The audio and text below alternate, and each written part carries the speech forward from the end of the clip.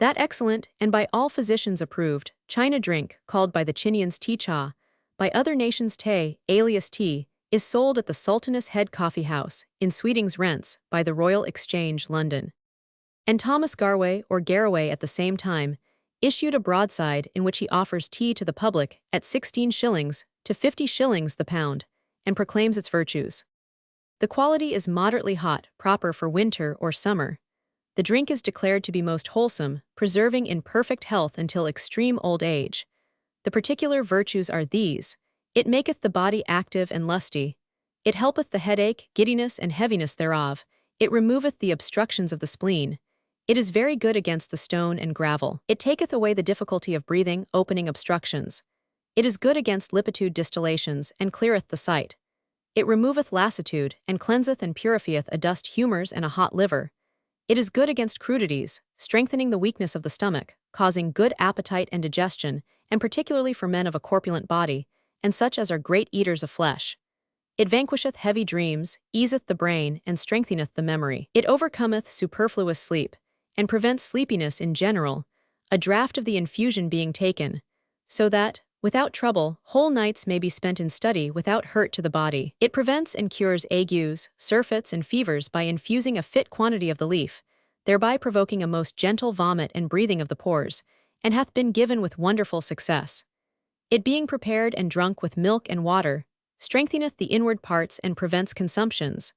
It is good for colds, dropsies, and scurvies, and expelleth infection. And that the virtue and excellence of the leaf and drink are many and great, is evident and manifest by the high esteem and use of it, especially of late years, by the physicians and knowing men of France, Italy, Holland, and other parts of Christendom. And in England it hath been sold in the leaf for £6, and sometimes for £10 the pound weight. And in respect of its former scarceness and dearness, it hath been only used as a regalia in high treatments and entertainments, and presents made thereof to princes and grandees till the year 1657. Chambers's Book of Days, Vol. Roman 2. p. 666. Rugge's Diurnal says that tea was sold in every street in London in 1659.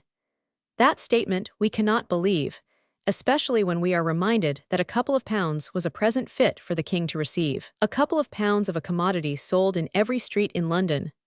On the contrary, there is every kind of evidence that in the 17th century tea was perhaps the fashion, but never became a national beverage. Pepys mentions it once or twice, but tea formed no part of his ordinary diet. Evelyn, I believe, does not mention it at all.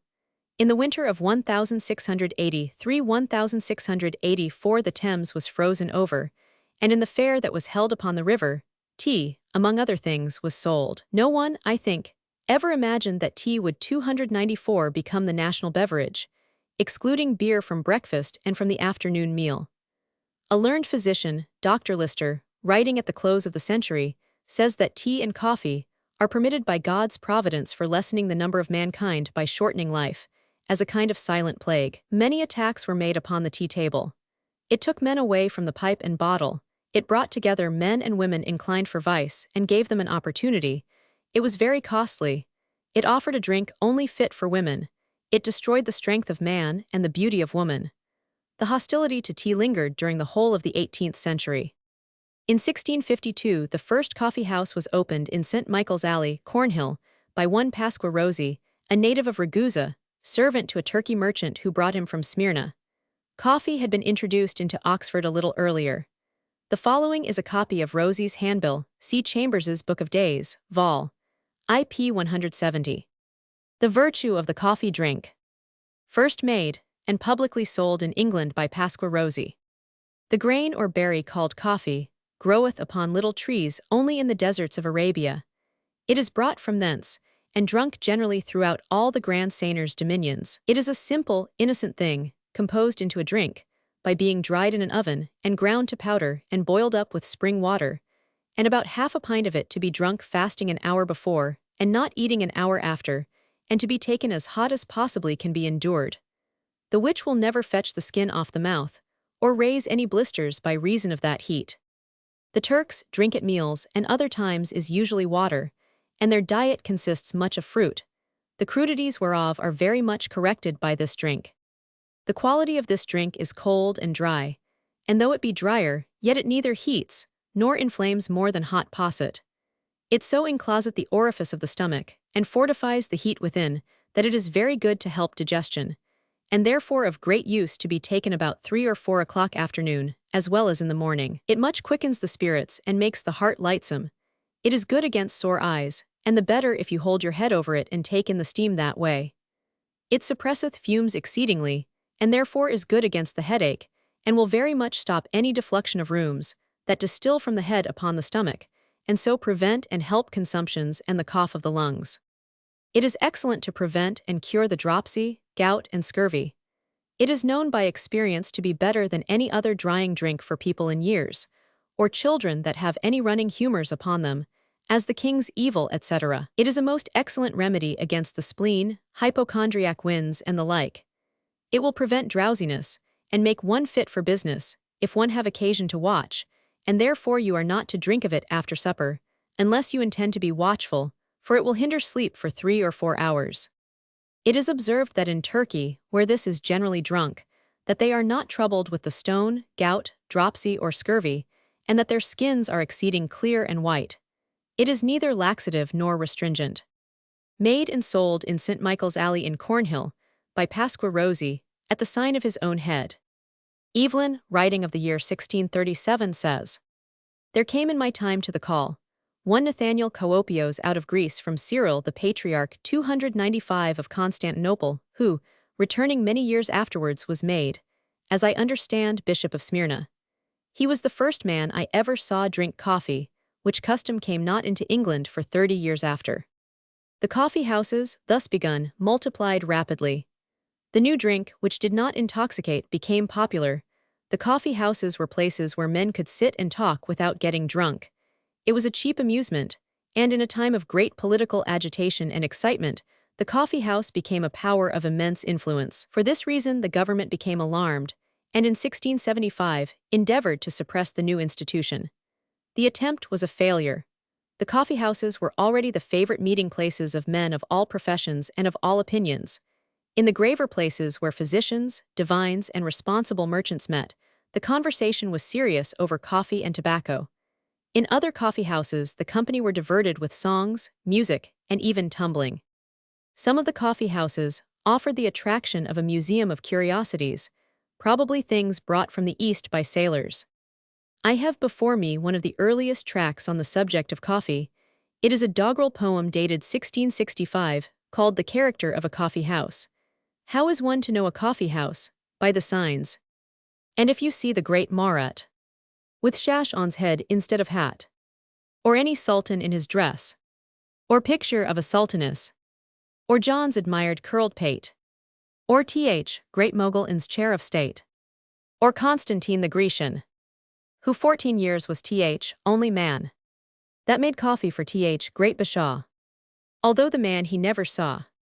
Or if you see a coffee cup, filled from a Turkish pot, hung up within the clouds, and round it pipes, wax candles, stoppers, these are types, and certain signs, with many more, would be too long to write them o'er, which plainly do spectators tell, that in that house they coffee sell. Some wiser than the rest, no doubt, say they can by the smell find out. In at a door, say they, but thrust your nose, and if you scent burnt crust, be sure there's coffee sold that's good. For so by most, 'tis understood. What are the benefits conferred by coffee? The coffeeman tells you. But if you ask, what good does coffee? He'll answer, sir, don't think I scoff ye, if I affirm there's no disease. Men have that drink it but find ease. Look, there's a man who takes the steam. In at his nose has an extreme worm in his pate, and giddiness. Ask him and he will say no less. There sitteth one whose droptic belly was hard as flint, now's soft as jelly. There stands another, holds his head, or coffee pot was almost dead. Even now with rheum, ask him he'll say, that all his rheums now passed away. See, there's a man sits now demure, and sober, was within this hour, quite drunk, and comes here frequently, for tea is his daily mady. More it has such reviving power, 'twill keep a man awake an hour. Nay, make his eyes wide open stare, both sermon time and all the prayer. The company are next treated at length. There are the usurer, the furioso, the virtuoso, the player, the country clown, the pragmatic, the fanatic, the knight, the mechanic, the dealer in old shoes, one in an ague, the Frenchman, the Dutchman, the Spaniard. Here in a corner sits a frantic, and there stands by a frisking antic. Of all sorts some, and all conditions. E'en vintners, surgeons and physicians. The blind, the deaf, the aged cripple, do here resort and coffee tipple. The chocolate house was another place of resort. It was noted for its decorations, being not only beautifully painted and gilt, but also provided with looking glasses all round the room. But as yet the people were afraid of taking even a cup of chocolate without a dram to fortify the stomach. Bring in, says the gallant, 2 dishes of chocolate and a glass of cinnamon water. And the city ladies, if they invited friends to a tea drinking, finished with cordials to counteract any bad effects. The use of tobacco had by this time become universal. Sorbière says that men spent half their time over tobacco. Even women and children smoked pipes. Some men took tobacco and pipes to bed with them in case of being sleepless. I find in one of Howell's letters a dissertation on the use of tobacco, which is more instructive than any other contemporary document. To usher in again old Janus, I send you a parcel of Indian perfume, which the Spaniard calls the holy herb in regard of the various virtues it hath. But we call it tobacco. I will not say it grew under the King of Spain's window, but I am told it was gathered near his gold mines of Potosi, where they report that in some places there is more of that ore than earth. Therefore it must needs be precious stuff. If moderately and seasonably taken, as I find you always do. Tea's good for many things. It helps digestion, taken a while after meat. A leaf or two being steeped o'ernight in a little white wine is a vomit that never fails in its operations. It is a good companion to one that converseth with dead men.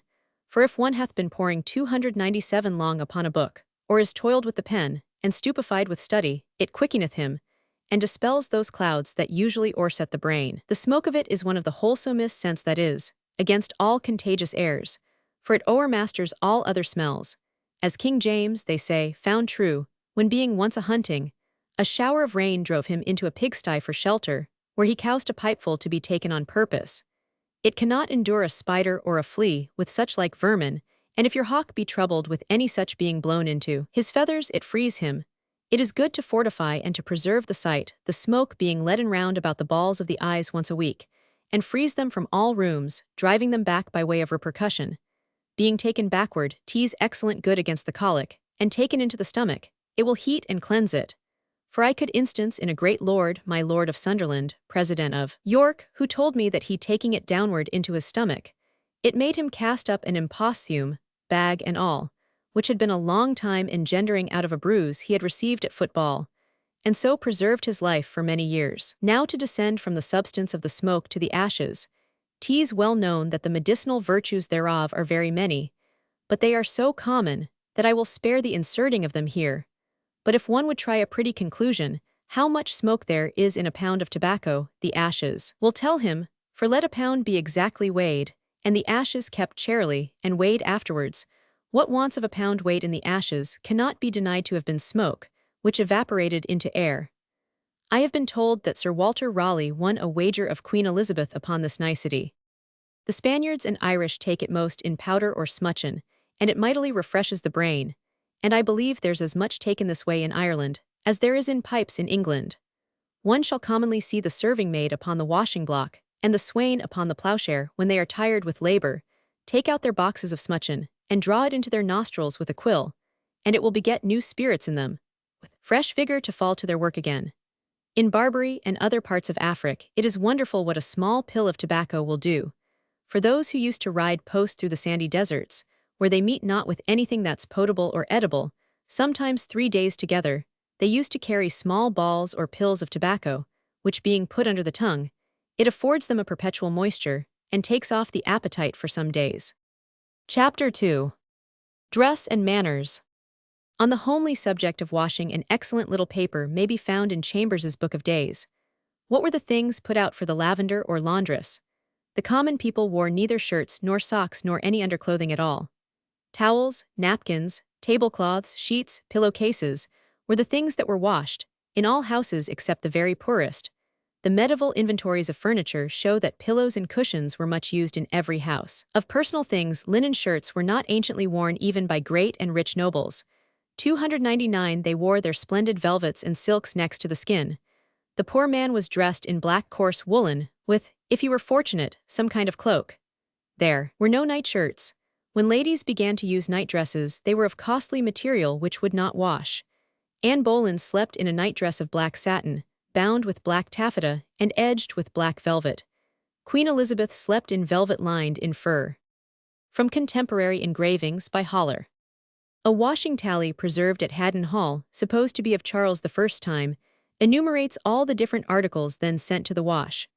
They were ruffles, bands, cuffs, handkercher, caps, shirts, half-shirts, boot-hose, tops, socks, sheets, pillowcases, tablecloths, napkins, and towels.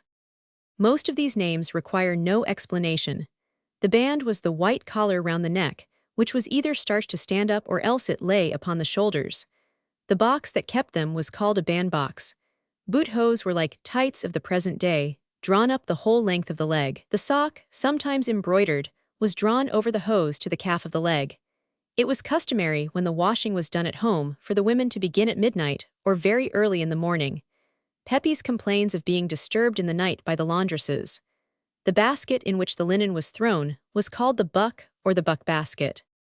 The puritanic fashions of dress, manners, and speech still continued in the city. While the court party wore their hair long and curled, the Puritans cropped theirs close. They drawled in their speech. They interlarded their discourse with texts and allusions to Scripture. They still, though the power had gone from them, denounced all sorts of merrymakings, all sports, all festivals and games as damnable.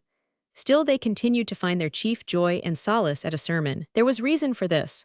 For while their thoughts were mainly occupied with twisting texts into the support of their favorite doctrines, the preacher, who was engaged in exactly the same pursuit, gave them materials for the maintenance of their doctrines, or for discussion and controversy afterwards. The women, it is said, took down the principal points in shorthand, being as much interested and as keen in controversy as the men. I do not know any period in which it could not be said that the dress of the gallants and courtiers, as well as that of the ladies, was not extravagant and costly. Certainly the dress of the gallants in the 17th century, except for the 15 years of Puritan austerity, was costly and extravagant enough to please anyone. It does not appear, however, that the extravagance in dress descended to the city or to the city madams. In the time of Elizabeth, the excessive adornment of the latter was the subject of many satirical pens. Under Charles Roman II, the sobriety of the men, still more or less under Puritan influence, was reflected in the quiet dress of the women. As for the court ladies, Evelyn observes that they paint. Pepys finds patches coming in with the Restoration. He also notices, but without admiration, the 300 hair frizzed up to the ears. In 1662 he says they began to wear perukes, by which I understand some addition to their own hair. Next year he observes the introduction of the vizard. In July 1663 he witnesses the riding of the king, queen, and court in Hyde Park. The king and the queen, who looked in this dress, a white-laced waistcoat and a crimson short petticoat, with her hair dressed a la negligence, mighty pretty, and the king rode hand in hand with her. Here was also my Lady Castlemaine, who rode among the rest of the ladies. But the king took, methought, no notice of her. She looked mighty out of humour, and had a yellow plume in her hat, which all took notice of, and yet is very handsome. I followed them up into Whitehall and into the Queen's presence, where all the ladies walked, talking and fiddling with their hats and feathers, and changing and trying one another's by one another's head and laughing. But above all Mrs. Stuart in this dress, with her hat cocked and a red plume, with her sweet eye, little Roman nose and excellent tail, is now the greatest beauty I ever saw, I think, in my life. An English lady of quality, lady of the court of England. From Contemporary Engravings by Haller. I do not propose to dwell upon the changes of fashion, because the alterations in a sleeve or in the length of a lady's waist would carry us too far and would be of little profit. But there was one change in fashion which one must not pass over, because it exercised an influence upon the whole national character. This was the introduction of the peruke, or wig. Ladies began to wear wigs, presumably, as they do now, to conceal the ravages of time and the falling off of the natural hair. Malcolm is of opinion that the wig was a natural reaction against the Roundhead rule. 301. For the Roundheads cropped their hair, and the Cavaliers wore it long in curls. Therefore, he who had a scanty supply of curls, or was bald to escape being taken for one of the opposite camp, put on a wig. Next he excited envy by the fullness and length of his curls. Finally all wore wigs, and the fashion set in which lasted 100 years, and as regards the clergy, for nearly 200 years. A good deal might be said for the use of a wig. It was, to begin with, an age when the heads of all the lower classes, servants and working people, were always filled with vermin. One learns that even so late as 100 years ago, it was almost impossible to keep the children of quite respectable people clean in this respect. Next, the time and trouble of having the head dressed and the curls twisted, for not even a cavalier could always depend upon a natural curl, were saved by sending the wig to the hairdresser. Again, when everybody wore a shaven face, the adoption of the wig went far to conceal and disguise one's age. Baldness there was none, nor any gray hairs. A man generally had 2 wigs. A new wig of ordinary make cost about 3 guineas, but one might pay a great deal more for a superior wig. 40 guineas a year, cries an indignant writer, for periwigs, and but 10 to a poor chaplain. The wigs were at first an imitation of a man's own hair in color, with some exaggeration in length, and although cleanliness was one reason for their introduction, they had to be sent to the barbers occasionally in order to be freed from vermin. After the plague, for a long time, nobody would buy a wig for fear of infection. The fashion was, of course, carried to ridiculous lengths. Lord 302 Foppington, in The Relapse, is said to have a periwig down to his knees. He also says that a periwig should be to a man like a mask to a woman. Nothing should be seen but his eyes. The various kinds of wig belong to the 18th century, in which they are treated more fully. Citizens, wife citizens, daughter. From Contemporary Engravings by Haller. The following are a few more scattered notes on fashion. Both men and women carried pocket mirrors. The women had these dangling from their girdles. The men carried them in their hands or in their pockets, and sometimes stuck them in their hats. It was one of the affectations of the time for the gallants to go abroad with their faces half covered by their cloaks, and their hats drawn down. Hence the stage custom of throwing the cloak across from the right to the left. The coats of inferior functionaries, such as bailiffs or catchpolls, were adorned with pewter buttons. A country gentleman's dress consisted of Devonshire kersey suit, coarse cloth coat, Dutch felt hat, worsted stockings, and neat leather shoes. All craftsmen wore aprons, but these were different. The blacksmith had a leathern apron, the grocer a white apron, the vintner a blue apron, and so on.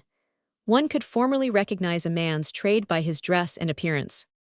I find that this century introduced the use of the nightcap, perhaps for the sake of quiet, because, with the bawling of the watchman, the cry of the chimney sweep, and the noise of the laundresses, who began about midnight, there was almost as much noise at night as by day.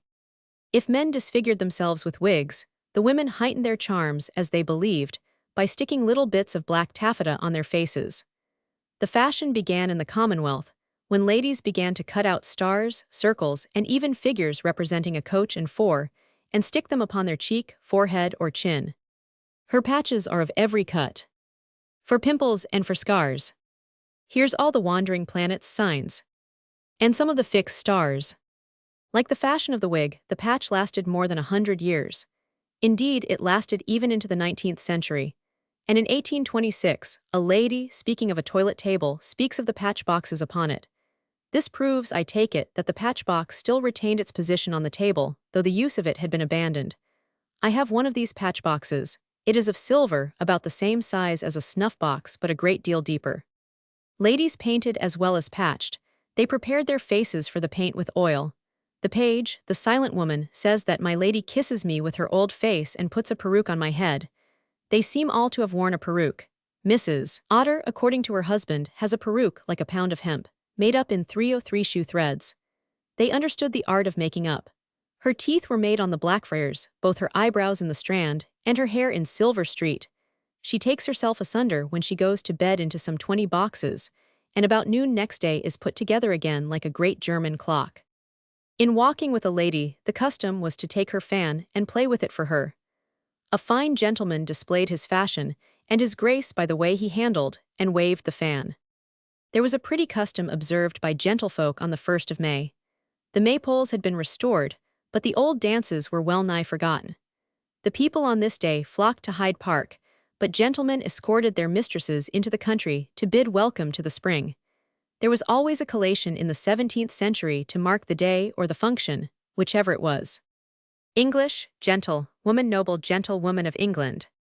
From contemporary engravings by Holler. Kissing was as common as shaking hands. When a man was introduced to a lady, he kissed her. Men kissed each other. In 1667, Pepys, having made a successful speech, was complimented by Mr. Montagu, who kissed him. It appears that husbands and lovers were not always pleased at this indiscriminate kissing, and there are instances where the ladies rebelled against the custom. The day of St. Valentine was universally observed. Everybody chose, or received by lot, a valentine. On the eve of the 14th of February, the bachelors and maidens assembled together in equal companies. Each wrote his or her name on a paper. These were rolled up. The men drew the girls' names, the girls the men's. This arrangement gave an opening for some choice, because everybody had the girl whose name he had drawn and the girl who had drawn his name. These matters settled, and every man having his valentine chosen or assigned, it became the duty of the man to make a present to the girl, and to treat her as if she was indeed his mistress. In Pepys's diary, however, it is apparent that married men might have their wives for valentines, and that children might have married women. Pepys had his wife for a valentine 2 years running. In the first he gave her £5, in the second a turkey stone set with diamonds. Poets wrote valentines. Thus, in 1629, J. Howell wrote the following pretty lines to his valentine. Could I charm the queen of love? To lend a quill of her white dove, or one of Cupid's pointed wings, dipped in the fair Castalian springs, then would I write the all divine perfections of my valentine. As mongst all fleurs the rose excels, as amber mongst the fragrancy smells, as mongst all minerals the gold, as marble mongst the finest mold, as diamonds mongst jewels bright, as Cynthia mongst the lesser lights, so mongst the northern beauties shine. So far excels my valentine. In Rome and Naples I did view faces of celestial hue. Venetian dames I have seen many. I only saw them, touched not any. Of Spanish beauties, Dutch and French, I have beheld the quintessence. Yet I saw none that could outshine or parallel my valentine. The Italians they are coy and quaint, but they grossly daub and paint. The Spanish kind are apt to please, but savoring of the same disease. Of Dutch and French some few are comely. The French are light, the Dutch are homely. Let Tagus, Po and Loire and Rhine then veil unto my valentine. Here may be seen pure white and red, not by feigns art, but nature wed. No simpering smiles, no mimic face, effecture gesture, or forked grace. A fair smooth front, free from least wrinkle. Her eyes on me like stars do twinkle. Thus all perfections do combine to beautify my valentine. The May Day observances, revived with the Restoration, were duly honored. The milkmaids and the sweeps paraded the streets with music. The old custom of going out into the fields to gather May-dew was kept up, though one imagines in a 305 formal way only, and not to let good old customs decay. On New Year's Day presents were made by inferiors to their patrons, by tenants to the nobles, by the nobles to the king. The observance of Queen Elizabeth's Day is described in the following letter from John Verney to Sir Ralph Verney, November 20, 1679. Monday being Queen Elizabeth's coronation day, there were vast quantities of bonfires about town, but chief of all was at Temple Bar, over which gate Queen Elizabeth was decked up with a Magna Charta and the Protestant religion. There was a devil in a pageant and 4 boys in surplices under him, 6 Jesuits, 4 bishops, 4 archbishops, 2 patriarchs of Jerusalem and Constantinople, several cardinals, besides Franciscans, black and grey friars. There was also a great crucifix, wax, candles, and a bell, and 200 porters hired at twos, a man to carry lights along with the show, which came from the Green Yard in great order through Moor or Cripple Gate, and so along London Wall, then up Houndsditch, and so on again at Aldgate, from whence to Temple Bar, where they were disrobed and burnt. Tees believed there were above 100,000 spectators, and most say the king was at Towns the goldsmith s. £10 was an ordinary price for a room at Temple Bar. Walker's Ms. Zi 186. Maypole dance in the time of Charles I. People of position still maintained a great many servants. In 1634 Evelyn's father was appointed Sheriff of Surrey and Sussex. He had 116 servants in livery, everyone in green satin doublets. Several gentlemen and persons of quality waited on him in the same habit. He says, however, that 30 or 40 was the usual retinue of a sheriff. Pepys, in his modest house in the city, apparently had a cook and housemaid, a lady's maid, and a girl or general assistant. The prentice in the tradesman's house was, as we have seen, a servant, and did some of the housework. A footman followed a lady who went out into the streets in the daytime. 306. A prentice escorted his mistress when she went out to a card party in the evening, or when she went to an evening lecture at her parish church. Marchants, daughter Marchant's wife of London. From Contemporary Engravings by Haller. When a man was rich enough to set up his coach, part of the furniture was a pair of running footmen. These ran before the coach. The velocity of the machine did not make this exercise a great strain upon their activity. They stopped at the next stage and proclaimed the coming of the great man. Generally they were dressed in white. They carried a cane with a hollow ball at the end, in which was an orange or a lemon to refresh themselves with. When the roads became smooth and the carriages began to run much faster, the running footmen were gradually abolished. They remained, however, till late in the 18th century. Howell sends a running footman to a friend. He says, "You writ to me lately for a footman, and I think this bearer will fit you. I know he can run well, for he hath run away twice from me, but he knew the way back again. Yet though, he had a running head as well as running heels, and who will expect a footman to be a stays man? I would not part with him were I not to go post to the north. There be some things in him that answer for his waggeries. He will come when you call him, go when you bid him, and shut the door after him. He is faithful and stout and a lover of his master. He is a great enemy to all dogs if they bark at him in his running, for I have seen him confront a huge mastiff and knock him down. When you go a country journey, or have him with you a hunting, you must spirit him with liquor." Procession in the City. From the Crace collection, in the British Museum. The city tradesman kept one kitchen maid. His wife and daughters made the pies and cakes, and the preserves and the pickles. We have seen the work put upon the apprentice already, p. 186. Chapter 3. Weddings and Funerals. At weddings wheat was scattered on the head of the bride. Scarves, gloves, and ribbons of the bride's colors were presented to the bridesmen. At the church the company carried rosemary. After the ceremony the bride handed the cup around. It contained sops in wine hallowed and was called the knitting cup. Afterwards was presented the bride cake, but not in the church. There was a great feast, as sumptuous as the bride's father could afford. The bride wore her hair on this, her last appearance, as a maiden down her back. She distributed at her wedding bride laces. At the better houses an epithalamium was pronounced. In the case of rich people there was a mask. In all houses, rich or poor, there was music, there was bride ale, and there was feasting. There was also fooling of various kinds, with jests not the most seemly, and forms and ceremonies not the most refined, which have long since been abandoned. Even in that time voices were lifted up against the license of the wedding sports. Flowers, herbs, and rushes were strewed before the footsteps of the bride on her way to church. It was unlucky if the rain fell upon a wedding, and equally unlucky if the bride failed to weep during the ceremony. The lucky days for weddings were as follows: Jan. 2-4-11-1921. Feb. 1-3-10-1921. March 3-5-12-2023. April 2-4-12-2022. May 2-4-12-2023. June 1-3-11-1921. July 1-3-12-1921-31. Aug. 2-11-18-2030. Sept. 1-9-11-18-28. Oct. 1-8-15-17-27-29. Nov. 5-11-13-22-25. Dec. 1-8-10-19-23-29. It was unlucky to have the banns called at the end of one quarter, and the marriage at the beginning of the next. The superstitions, indeed, connected with weddings were innumerable. Let it suffice to quote Herrick in the concluding ceremony. "And now the yellow veil at last. Over her fragrant cheek is cast. You, that be her nearest kin. Now o'er the threshold force her in.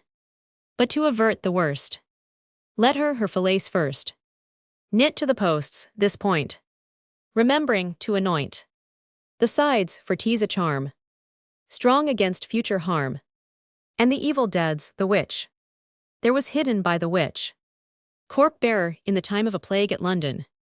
From a contemporary print, in the British Museum.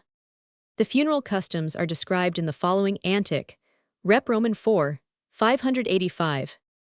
I met nothing more pleasing to me than the funeral ceremonies at the interment of a my lord, which mine host procured me the sight of. The relations and friends being assembled in the house of the defunct, the minister advanced into the middle of the chamber, where, before the company, he made a funeral oration, representing the great actions of the deceased, his virtues, his qualities, his titles of nobility, and those of the whole family, so that nothing more could be said towards consoling every one of the company for the great loss they had sustained in this man, and principally the relations, who were seated round the dead body, and whom he assured that he was gone to heaven, the seat of all sorts of happiness, whereas the world that he had just left was replete with misery. It is to be remarked that during this oration there stood upon the coffin a large pot of wine, out of which every one drank to the health of the deceased, hoping that he might surmount the difficulties he had to encounter in his road to paradise, where, by the mercy of God, he was about to enter.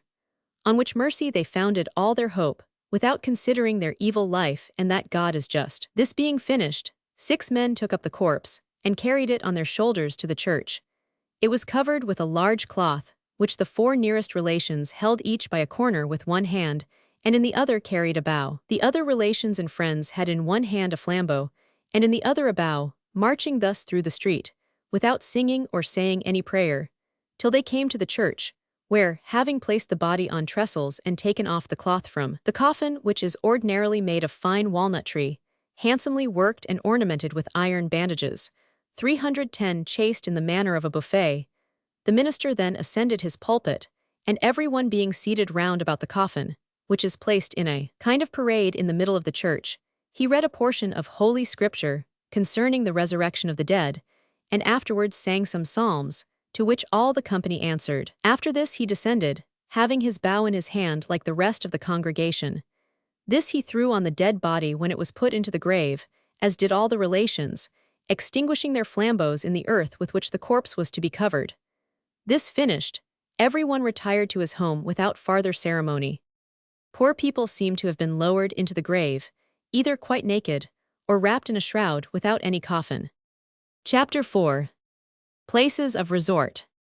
The places of resort in this century, and especially in the reign of Charles II, reveal the existence of a new class, that of the fashionable class, the people who live for amusement. They have grown up by degrees. They inhabit a new town lying between the Inns of Court and Hyde Park, which they have built for themselves. They have made a society composed entirely of themselves, frequenting the same coffee houses and taverns, belonging to the same sets, and following the same kind of life. They have invented the fashionable saunter. They have made the theatre their own. They have introduced the salon and the reception. They gamble a great deal. They lounge a great deal. They make love a great deal. They drink. They dress extravagantly. They practice affectations. They lay bets. They run races. They live, in a word, exactly the same careless, useless, mischievous life which their successors have continued ever since. Among the other things which we owe to them is the park. The old maps of the 16th and early 17th centuries represent the area which is now the Green Park and Hyde Park as green fields. These fields formed part of the manors known as Nate and Hyde, which belonged to the Abbey of Westminster until the reign of Henry VIII, when they fell to the crown, being exchanged for the priory of Hurley in Berkshire. Henry VIII either stocked the fields with deer, or found deer there, and ran a fence round the fields so as to enclose them. During the 16th and part of the 17th centuries, Hyde Park was a royal hunting ground. In the reign of Charles I it was also a racecourse. In Cromwell's time it was a place for driving, and for carriage races. Under Charles II it became a promenade and a drive, just as it is at the present day. St. James's Park came into existence later than Hyde Park. It began with spring gardens, named after a spring which here issued from the ground, but was not enough to feed the fountain which ornamented the gardens. They were not public gardens, though many people were admitted.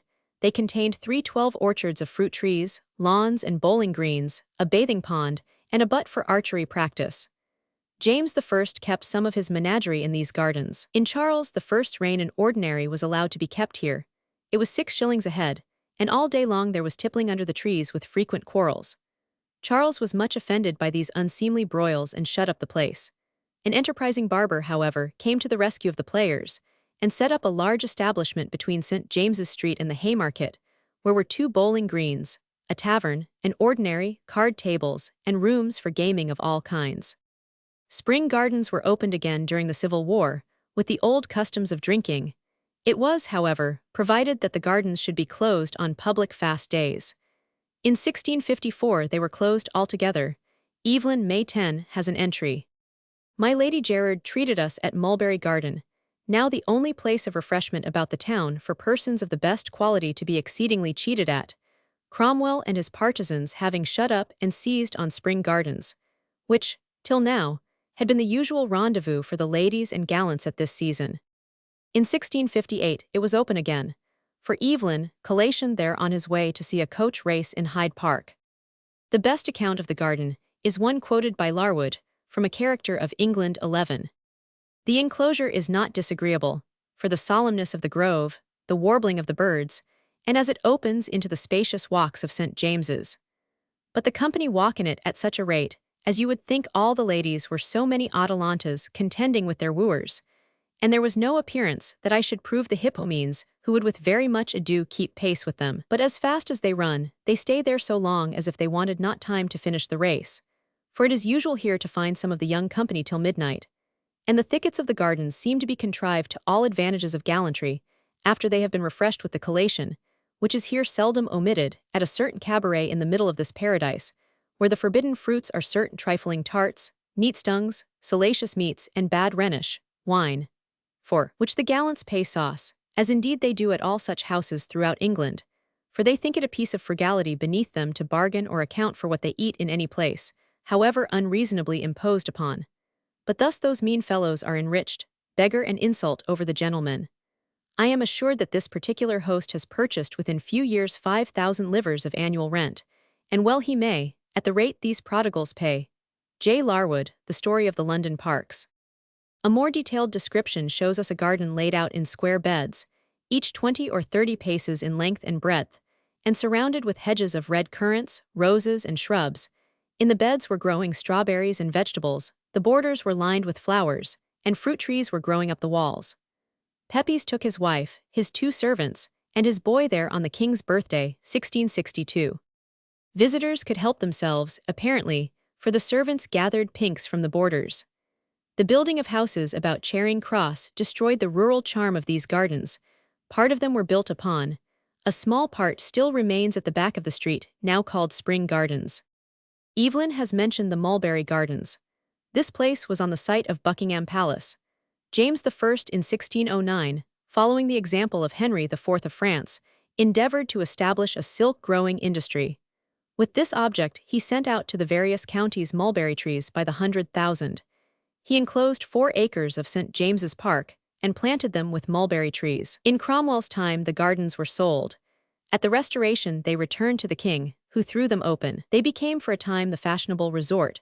By 314 day the non-decorous took cheesecakes in their summer houses.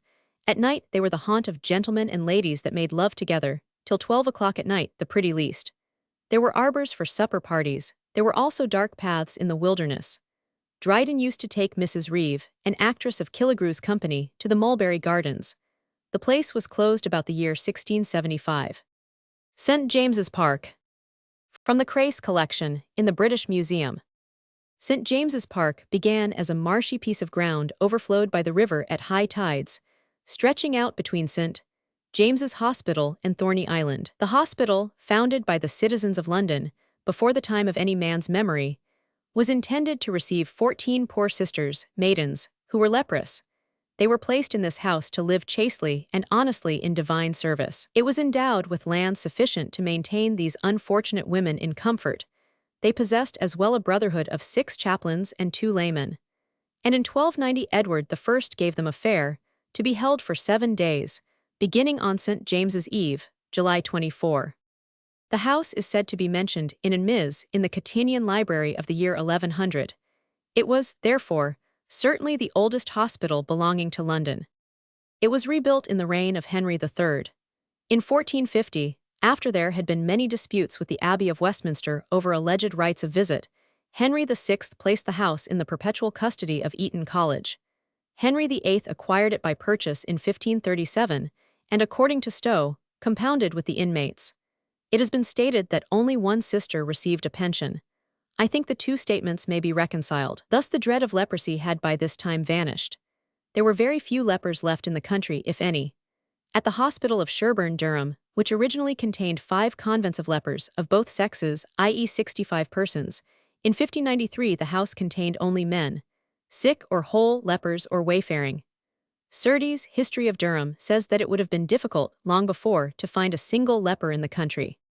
What then happened at St. James's? One of two things. Either the sisters were reduced to one, and only one, who would be considered a leper, or that the house, like so many others, had been allowed to depart from its foundation, and had admitted as sisters women who were not lepers at all. However, Henry enclosed the ground belonging to the hospital, stocked it with deer, and turned it into a pleasure garden for himself. James I kept his menagerie here. Henry, Prince of Wales, ran at the ring and practiced horsemanship here.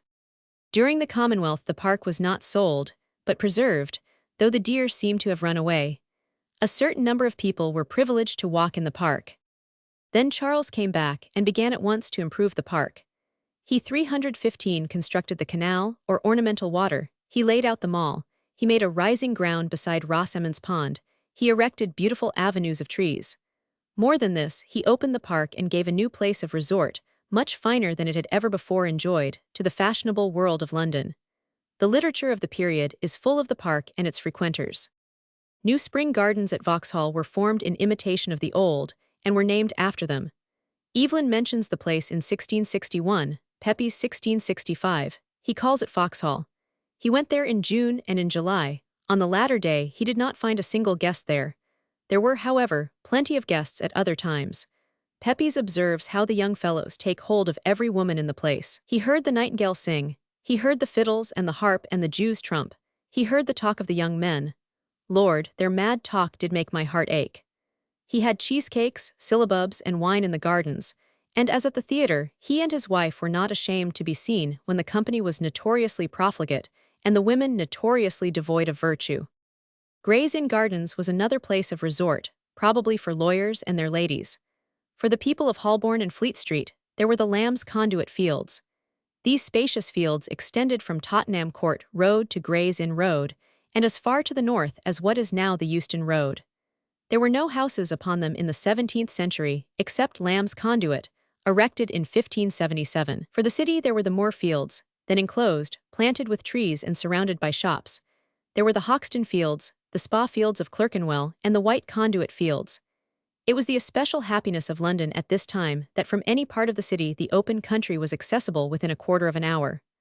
All around these fields sprang up places of amusement, pleasure gardens, and taverns, which I have described fully in considering the 18th century. In the city itself the favorite resorts were for the young men, the galleries of the Royal Exchange, which were occupied by shops for the sale of gloves, ribbons, laces, fans, scent, and such things. The shops were served by girls, whose pretty faces and ready tongues were the chief attraction for the young fellows, who went there to flirt rather than to buy. Some of the younger citizens also found the piazza of Covent Garden a convenient place to lounge and saunter. There were attractions in the piazzas, too, of the other sex. There was also the interior of St. Paul's Cathedral. The coffee houses quickly became a place of resort for the graver citizen in the evening. He would not go to the theatre, where the exhibition of actresses still offended his sense of propriety. He had formerly gone to the tavern, but a dish of coffee was far more wholesome than a bowl of punch, and discourse among men who were sober was much more instructive than that of men who were drunk. Of course, there were still left plenty of those who stuck to the tavern, and 316 despised these new inventions of tea and coffee. Indeed, for business purposes the tavern continued to be used. Transactions of all kinds were conducted in a private room at a tavern, over a bottle. If a customer came up to London, the shopkeeper took him to the tavern when, in the Rose or the Sun, they performed their business. The coffee house never took the place of the tavern in that respect. The most extraordinary secrecy was expected and maintained on either side over the smallest matter of trade. The number of taverns was then very great. They literally lined the two most important arteries, that from St. George's Southwark to Bishopsgate Street without, and that between the Royal Exchange and the Strand. The southeast prospect of Ye, inside of Ye Cathedral Church of St. Paul's. Interior of St. Paul's. From Pennant's London in the British Museum. I have before me a pamphlet in doggerel verse of the year 1671, called The Search After Claret Wine, a visitation of the vintners. The following is the dedication, which enumerates the favorite wines. To all lovers, admirers and doters on claret, who though at death's door, yet can hardly forbear it, who can miracles credit, and fancy red port to be sprightly puntac, and the best of the sort. To all morning's draught men, who drink bitter wine, to create a false stomach, against they are to dine. To all tavern kitchen frequenters and haunters, who go thither to hear mistress cook's foolish banters, to partake of a dumpling, or sop in the pan, a large rummer drank up, troop as fast as they can. To all sober half-pint men, and serious sippers, to all old maudlin drinkers, and 12 o'clock bibbers, to all drinking committees, knots, clubs, corporations, who while others are snoring, they are settling the nations. To all the brisk beaux who think life but a play, who make day like the night, and turn night into day. To all lovers of red and white port, Syracuse, Barcelona, Navarre or Canary's sweet juice. To all Alicant tasters and molligassots, to all friends to straw bottles and nicking quart pots, to all Bacchus his friends, who have taverns frequented, this following poem is humbly presented. The searchers after claret spend 2 days visiting the taverns and find none. I suppose that the war with France had caused a stoppage of the supply. In the same way, during the long war with France, 1793–1815, the people forgot their old taste for claret. When they drank it at all, it was heavy stuff. They visit 88 taverns between Whitechapel and Temple Bar and at Westminster, and this without going out of the main streets. Many of these taverns are still remembered by the tokens which they issued for copper money. Most of these taverns were not hostels and did not provide lodgings. They were taverns and nothing more. They were frequented, as has been said, by tradesmen during the day. In the evening there were societies, clubs, and trades, which held their meetings in the taverns. For instance, in the Mitre, Cheapside, afterwards called the Goose and Gridiron, the Society of Musicians met and gave their concerts. At the Cock and the Devil of Fleet Street the lawyers thronged. Chapter 5. Theatre and Art. On December 8, 1660, a great change was effected at the theatre. For the first time, to the exasperation of the Puritans, a woman's part was taken by a woman. The place was the Theatre of Vere Street. The part first performed was that of Desdemona. The prologue written to introduce the first woman that came to act on the stage was as follows: Leigh Hunt, the town. I came unknown to any of the rest. To tell the news, I saw the lady dressed. The woman plays today, mistake me not. No man in gown, or page in petticoat. A woman to my knowledge, yet I can't. If I should die, make affidavit on't. Do you not twitter, gentlemen? You will be censuring, do it fairly though. 'Tis possible a virtuous woman may abhor all sorts of looseness, and yet play. Play on the stage, where all eyes are upon her. Shall we count that a crime France counts as an honor? In other kingdoms husbands safely trust 'em. The difference lies only in the custom. And let it be our custom, I advise. I'm sure this custom's better than excise. And may procure us custom, hearts of flint. Will melt in passion when a woman int. But gentlemen, you that as judges sit in the star chamber of the house, the pit, have modest thoughts of her, pray do not run to give her visits when the play is done. With damn me, your most humble servant lady. She knows these things as well as you, it may be. Not a bit there, dear gallants, she doth know her own deserts, and your temptations too. But to the point, in this reforming age, we have intents to civilize the stage. Our women are defective, and so sized. You'd think they were some of the guard disguised. For to speak truth, men act that are between 40 and 50, wenches of 15. With bones so large and nerves so incompliant. When you call Desdemona, enter giant. We shall purge everything that is unclean, lascivious, scurrilous, impious, or obscene. And when we've put all things in this fair way, Barebones himself may come to see a play. And the epilogue, much shorter, was as follows. And how do you like her? Come, what is't you drive at? She's the same thing in public as in private. As far from being what you call a whore as Desdemona, injured by the Moor. Then he that censures her in such a case hath a soul blacker than Othello's face. But ladies, what think you, for it you tax her freedom with dishonor to your sex? She means to act no more, and this shall be no other play but her own tragedy. She will submit to none but your commands, and take commission only from your hands. This change altered the whole character of the theatre. At the beginning it lowered the tone of the stage, which was already bad enough. When the spectators became accustomed to the appearance of women on the stage, it began perhaps to have a refining influence, but certainly not at first. In Wycherley's Country Wife, Pinchwife takes his wife to the 18-penny place, so that she shall not be seen. This place was the tier called the upper boxes. Ladies sometimes went into the pit, but not alone. In the same play Alytha says to her lover, "I will not go if you intend to leave me alone in the pit as you used to do."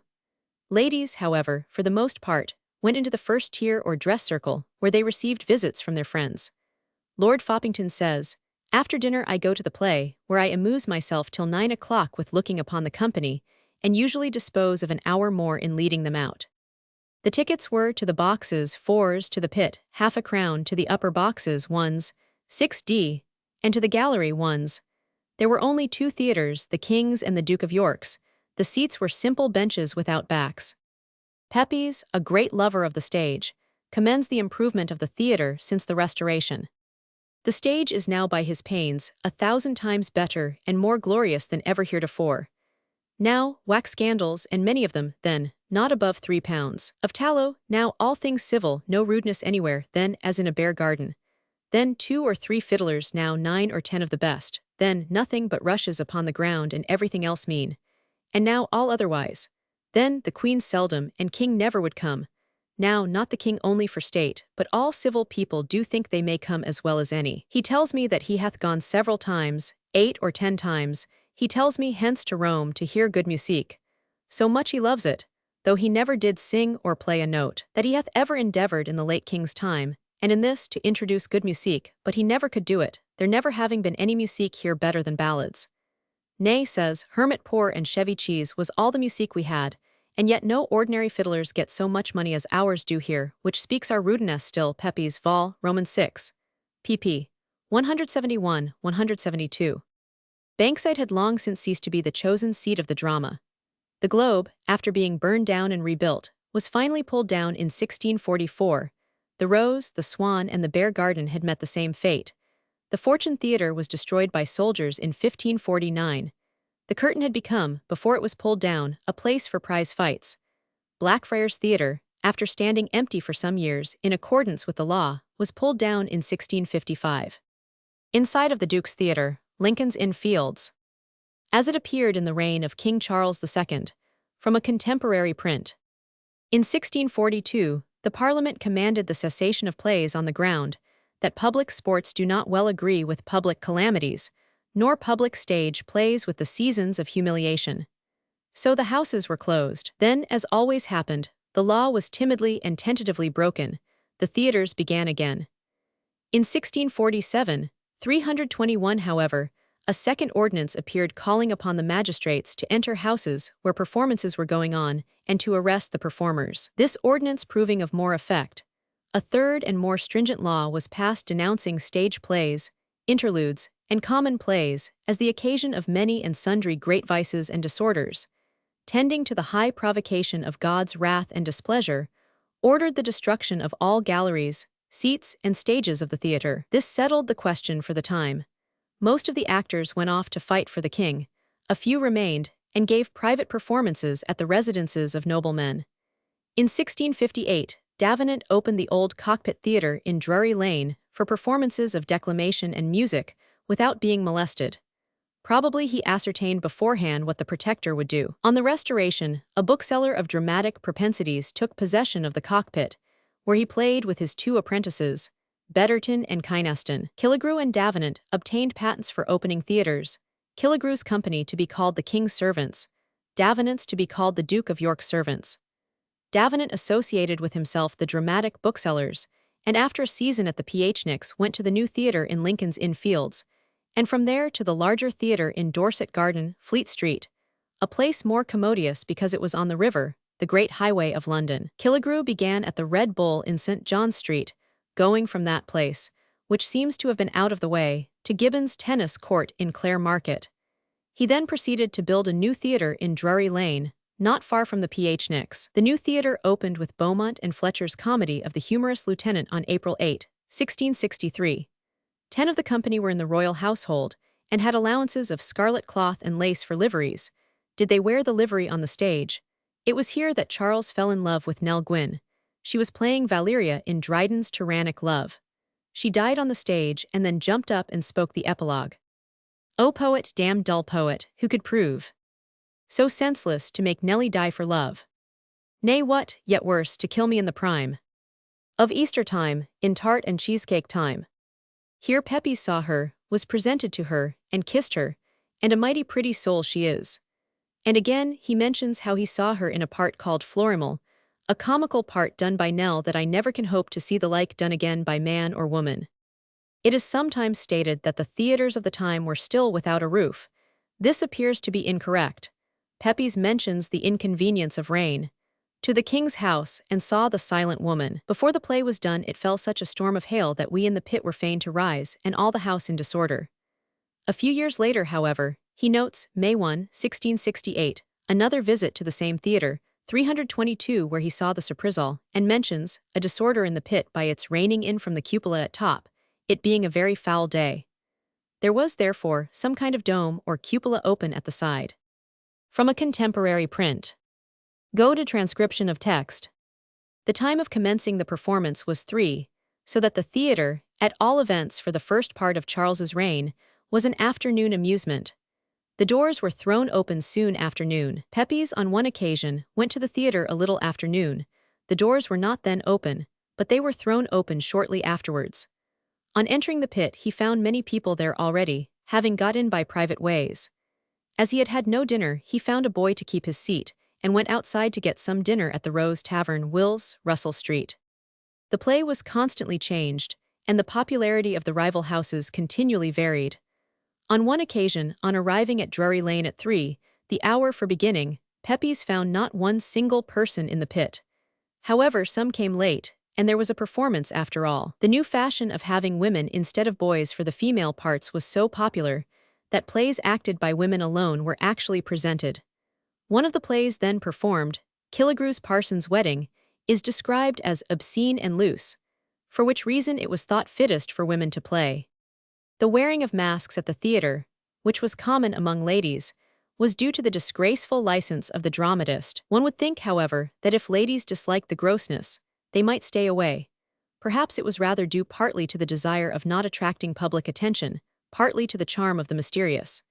As for women disliking the coarseness of the play, we may simply remember that though women are in every age better than men in that respect, they are not always very much better. Like the clergy, the best we can expect of them is that they should be a little better than the men.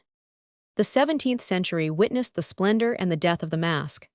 For 50 years, if one sought for fine stage scenery, splendid dresses, curious stage effects, it was not at the theatre that it was to be found, but at the mask. It was a very costly form of entertainment. Private persons could not attempt it. No manager of a theatre could attempt it, because the fullest house could not pay for producing it. Only great noblemen, rich bodies, and the court could present a mask. There was orchestral music of the finest. There were songs, madrigals, choruses. There were long speeches. There was dancing, both singly and in groups. There were most costly dresses, and there were transformation scenes managed with a dexterity worthy of a modern theatre. It is remarkable that the theatre never tried to vie with the mask in scenery or dresses or music. Ben Jonson was the principal writer of the libretti. Henry Lawn was the musician, Gills the inventor of the dances, Inigo Jones the machinist and scene painter. James I and his queen delighted in the mask. So did Charles and Henrietta. The Civil War put a stop to this beautiful and courtly entertainment. After the Restoration, when an attempt was made to revive it, the taste for it had gone. It had played its part and was dead. Let me present, greatly abbreviated, one of Ben Jonson's masks. The Mask of Neptune's Triumph for the Return of Albion is a favorable specimen of the scenic effects of the mask. It was played on Twelfth Night, 1624. The scene at first showed nothing but 2 pillars with inscriptions, on the one nep, red and on the other sec. Jove. The masque opens with a long and tedious dialogue between a cook and a poet. In the course of it, the latter explains 324 the purpose of the masque, which is to celebrate the safe return of the prince from Spain. The mighty Neptune, mighty in his styles, in large command of waters and of isles, not as the lord and sovereign of the seas, but chief in the art of riding, late did please to send his Albion forth, the most his own, upon discovery, to themselves best known, through Celtiberia, and to assist his course, gave him his powerful manager of horse, with divine Proteus, father of disguise, to wait upon them with his counsels wise, in all extremes, his great commands being done, and he desirous to review his son. He doth dispatch a floating isle from hence unto the Hesperian shores, to waft him thence, where what the arts were used to make him stay, and how the sirens wooed him by the way, what monsters he encountered on the coast, how near our general joy was to be lost, is not our subject now, though all these make the present gladness greater for their sake. But what the triumphs are, the feast, the sport, and proud solemnities of Neptune's court. Now he is safe, and fame is not heard in vain. But we behold our happy pledge again. The ground thus cleared, the cook brings in persons representing the various ingredients of an alla podrida. This was intended for the comic part, then a comic anti-masque is danced by these mummers. After this the scene opens and discloses the island of Delos. The maskers are sitting in their sieges. Then the heavens open and disclose Apollo, Mercury, the Muses, and the goddess Harmony. Below, Proteus is sitting. Apollo sings, "Look forth, the shepherd of the seas, and of the ports that keeps the keys. And to your Neptune tell, his Albion, prince of all his isles, for whom the sea and land so smiles, is home returned well." The island moves forward and joins the mainland. There is a grand chorus of Proteus and the others while the maskers land. While they prepare for their entry, the chorus sings another verse. Spring all the graces of the age, and all the loves of time. Bring all the pleasures of the stage, and relishes of rhyme, and all the softnesses of courts, the looks, the laughters, and the sports, and mingle all their sweets and salts, that none may say, the triumph halts. Then the maskers danced their entry. The dance was performed by the 325 courtiers and the queen's ladies. It was a dance invented for the occasion, with stately figures, arranged groups, and active capers. Then the scene was changed and disclosed a maritime palace, the home of Oceanus, with loud music, and the other above is no more seen. Then follows the main dance, after which the second prospect of the sea is shown, to the former music. Then Proteus and the others advance to the ladies with another song. Come, noble nymphs, and do not hide the joys for which you so provide, if not to mingle with the men. What do you hear? Go home, Aegeon. Your dressings do confess, by what we see so curious parts of Pallas and Arachne's arts, that you could mean no less. Why do you wear the silkworm's toils, or glory in the shellfish spoils, or strive to show the grains of ore that you have gathered on the shore, whereof to make a stock, to graft the greener emerald on, or any better water's stone, or ruby of the rock? Why do you smell of ambergris, of which was formed Neptune's niece, the queen of love, unless you can, like sea-born Venus, love a man? Try, put yourselves untaught. Your looks, your smiles, and thoughts that meet, ambrosian hands and silver feet, do promise you will dot. The revels follow, which ended, the fleet is discovered, while the three cornets play. After a little more foolish talk between the cook and the poet, the sailors of the fleet come in and dance, and the whole is concluded with a song by 10 voices accompanied by the whole music, 5 lutes, 3 cornets. Although we wish the triumph still might last, for such a prince, and his discovery past, yet now, great lord of waters and of isles, give Proteus leave to turn unto his wiles. And whilst young Albion doth thy labours ease, dispatch Portunus to thy ports, and Saron to thy seas, to meet old Nereus with his 50 girls, from aged Indus laden home with pearls, and orient gums, to burn unto thy name. And may thy subjects' hearts be all on flame, whilst thou dost keep the earth in firm estate. And mongst the winds, dost suffer no debate. But both at sea and land our powers increase, with health and all the golden gifts of peace. It is sometimes stated that music was killed by the Puritans. If Pepys is to be considered as an average London citizen in this respect, their music was very far from being killed by the Puritans. We find him, his household and his friends, all singing, playing, taking a part. We find parties on the river singing part songs as they glided down the stream. We hear of the singing in church. At court the evenings were always provided with singing boys. At the theatre songs were plentifully scattered about the plays. The Elizabethan custom of music at dinner had apparently vanished, yet the power of playing some instrument was far more general than it was later. As soon as possible after the Restoration, the choral service was re-established in the cathedrals and the royal chapels. Cook, Lawn, Rogers, Wilson, and other composers were engaged in forming and teaching the choirs. New anthems were composed by Pelham Humphrey or Humphrey, Michael Wise, John Blow, and Henry Purcell. The last of these, one of the greatest of English composers, was born in 1658 and died in 1695.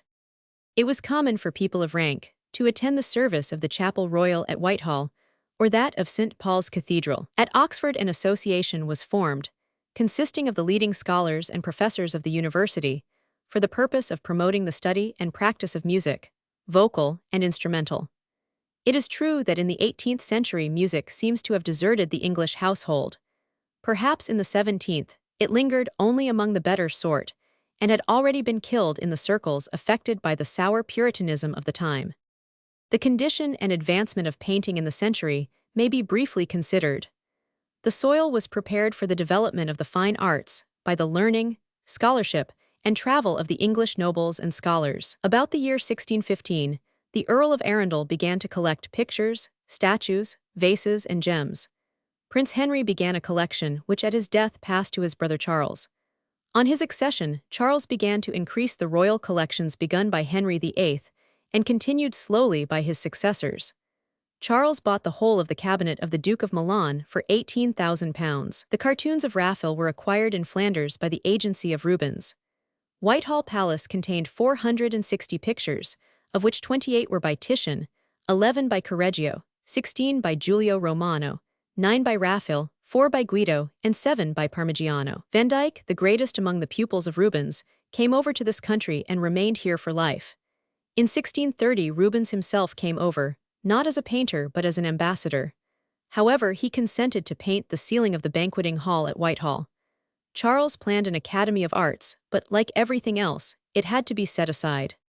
Among lesser painters of the century were William Dobson, John Hoskins, Samuel Cooper, John Paletot, and Jude Leski, all of whom lived and painted in London. Musical instruments of the period. From Musical Instruments, Historic, Rare and Unique, A and C Black, 1888. Go to Transcription of Text. Lely of course belongs to the First Restoration period. So also do Hales, Michael Wright, Henry Anderton, the two Vandeveldes, and many others. Grinling Gibbons belongs to the latter years of the 17th and the first quarter of the 18th century. The greatest invention of the century was, without doubt, the newspaper.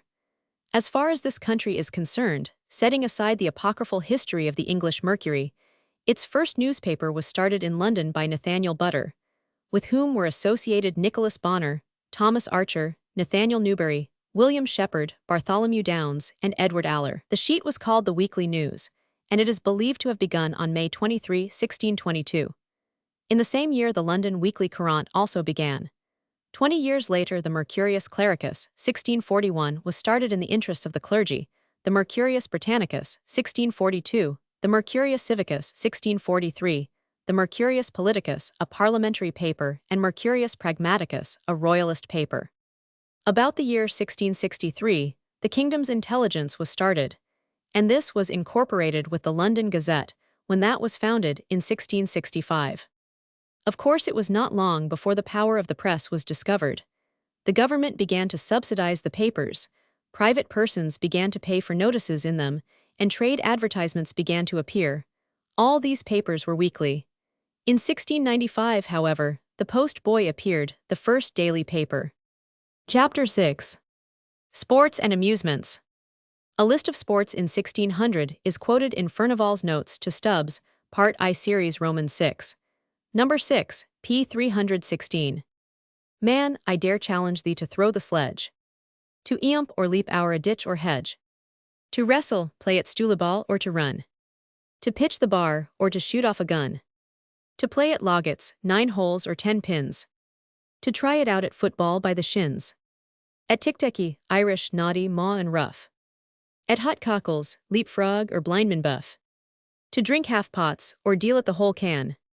To play at base, or pennending corn sir ihan. To dance the Morris, play at barley break. At all exploits a man can think or speak. At showgrout, Vinderpoint or cross in pile. At beshrow that's last at yonder stile. The prohibition of games on Sunday by the Puritans led to the abolition of the working classes' amusements altogether, and was therefore answerable for much of that hideous brutality which possessed that class during the latter part of the 18th century. They were not to wrestle, shoot, play at bowls, ring bells, hold masks, wakes, play games of any kind, dance, or exercise any other pastime on Sunday. Now, as Sunday was the only day when the working people could play games or have any recreation, this prohibition destroyed the knowledge of these games, the old delight in them, the desire for them, the skill in them. After 18 years of Puritan rule, a new type of working man grew up, one who knew no games and could practice none. A duller creature, heavy-witted, slow of sight, and clumsy of hand, one who would yield to the temptation of drink without resistance, one who was capable of sinking lower and lower still. This is one of the many blessings which have been bestowed upon London by the Puritans.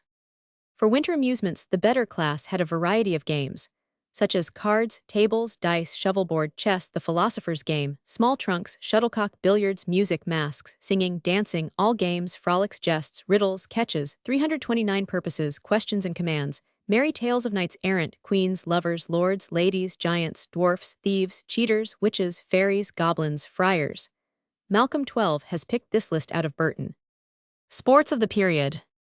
From Contemporary Engravings by Holler. Go to transcription of text. The shows and performances at the fairs were extremely popular. There were puppet shows, at which scriptural pieces were represented, or the Patient Grizzle, or the Lady Godiva. There were tightrope dancers. There were performing dogs or monkeys. There were strong men and cunning men, jugglers and conjurers. Athletic sports were in vogue. Many of the young nobles were expert swimmers. Others, among whom was the Duke of Monmouth, were fast runners, so that foot races were a favorite amusement. 2 of them once ran down a buck. Tennis was a favorite game, as was also pell-mell. Skating, when there was ice, was extensively practiced. Bull racing and horse racing were common. Bowls continued as a game which never goes wholly out of fashion. Baiting of the bull and the bear were resumed after the Restoration, but the lust for this brutal sport seems to have gone out. The evening amusements of James I, which seem stupid and coarse enough, may be perhaps regarded as the natural swing of the pendulum after a day spent in the maintenance of the royal dignity by a king in whom there was naturally very little of dignity. The passage also shows the kind of amusement which rich men who could afford to keep buffoons were pleased to adopt. The monarch, it is said, would leave his dining or supping room to witness the pastimes and fooleries performed by Sir Edward Zouch, Sir George Goring, and Sir John Finett. The first sung indecent songs and related tales of the same description, the former of which were written by Finett, who procured fiddlers as an accompaniment to Zouch. And Goring was master of the game for fooleries, sometimes presenting David Droman and Archy Armstrong, the king's fool on the back of the other fools to tilt one at another, till they fell together by the ears. Sometimes antic dances. But Sir John Millicent, who was never known before, was commended for notable fooling, and so he was the best extempore fool of them all. Chamberlain's Present State of England presents the most complete picture of the sports of this century. For variety of divertisements, sports and recreations, no nation doth excel the English.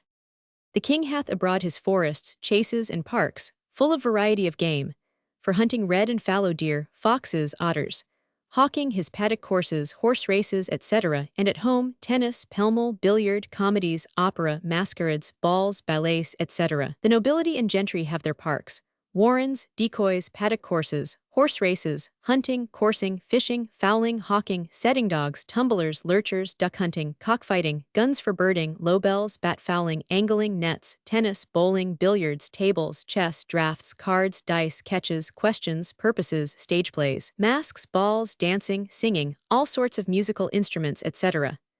The citizen 330 and peasants have handball, football, skittles or nine pins, shovelboard, stowball, goff, trawl, madams, cudgels, bear-baiting, bull-baiting, shuttlecock, bowling, quoits, leaping, wrestling, pitching the bar, and ringing of bells, a recreation used in no other country of the world.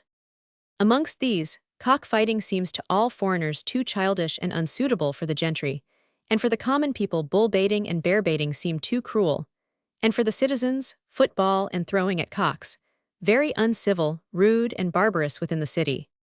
In the Directory of London, 1761, there are 15 streets, lanes, and alleys which are named after the game of bowls. This simple fact proves the popularity of the bowling green. These places were licensed by James I. They were allowed to have tennis courts, rooms for cards and dice, and such diversions besides bowling greens. They were all in the suburbs. There had formerly, however, been a bowling green in Thames Street. 24 were allotted to the suburbs of London and Westminster, 4 to Southwark, 1 to St. Catherine's by the Tower, 2 to Lambeth, 1 to Shoreditch, and 1 to every town, village, or hamlet within 2 miles of London or Westminster. In Charles's reign, a barber set up a place provided with 2 bowling greens in Piccadilly, between the Haymarket and St. James Street. Nothing is said about any license being required for this venture. Fencing schools were much frequented. The terms used in fencing, which are enumerated by Ben Jonson, were all Italian. The masters granted degrees to their disciples, master, provost, scholar. These schools became haunts of vice, and attempts were made to suppress them, but without success. Duke Cosmo says that the fencing masters, in order to gain reputation, give a general challenge, offering 20 or 30 Jacobuses or more to anyone who has a mind to fight with them. Josephine de Rochefort, whose travels in England were published in 1672, gives a long account of a fencing match. We went to see the Burgerdon, which is a great amphitheater, where combats are fought between all sorts of animals, and sometimes men, as we once saw. Commonly, when any fencing masters are desirous of showing their courage and their great skill, they issue mutual challenges, and before they engage, parade the town with drums and trumpets sounding, to inform the public there is a challenge between 2 brave masters of the science of defense, and that the battle will be fought on such a day. We went to see this combat, which was performed on a stage in the middle of this amphitheater, where, on the flourishes of trumpets and the beat of drums, the combatants entered, stripped to their shirts. On a signal from the drum, they drew their swords and immediately began the fight, skirmishing a long time without any wounds. They were both very skillful and courageous. The tallest had the advantage over the least, for according to the English fashion of fencing, they endeavored rather to cut than push in the French manner, so that by his height, he had the advantage of being able to strike his antagonist on the head, against which the little one was on his guard. He had in his turn an advantage 331 over the great one, in being able to give him the Jarnac stroke, by cutting him on his right ham, which he left in a manner quite unguarded. So that, all things considered, they were equally matched. Nevertheless, the tall one struck his antagonist on the wrist, which he almost cut off. But this did not prevent him from continuing the fight after he had been dressed, and taken a glass of wine or two to give him courage, when he took ample vengeance for his wound.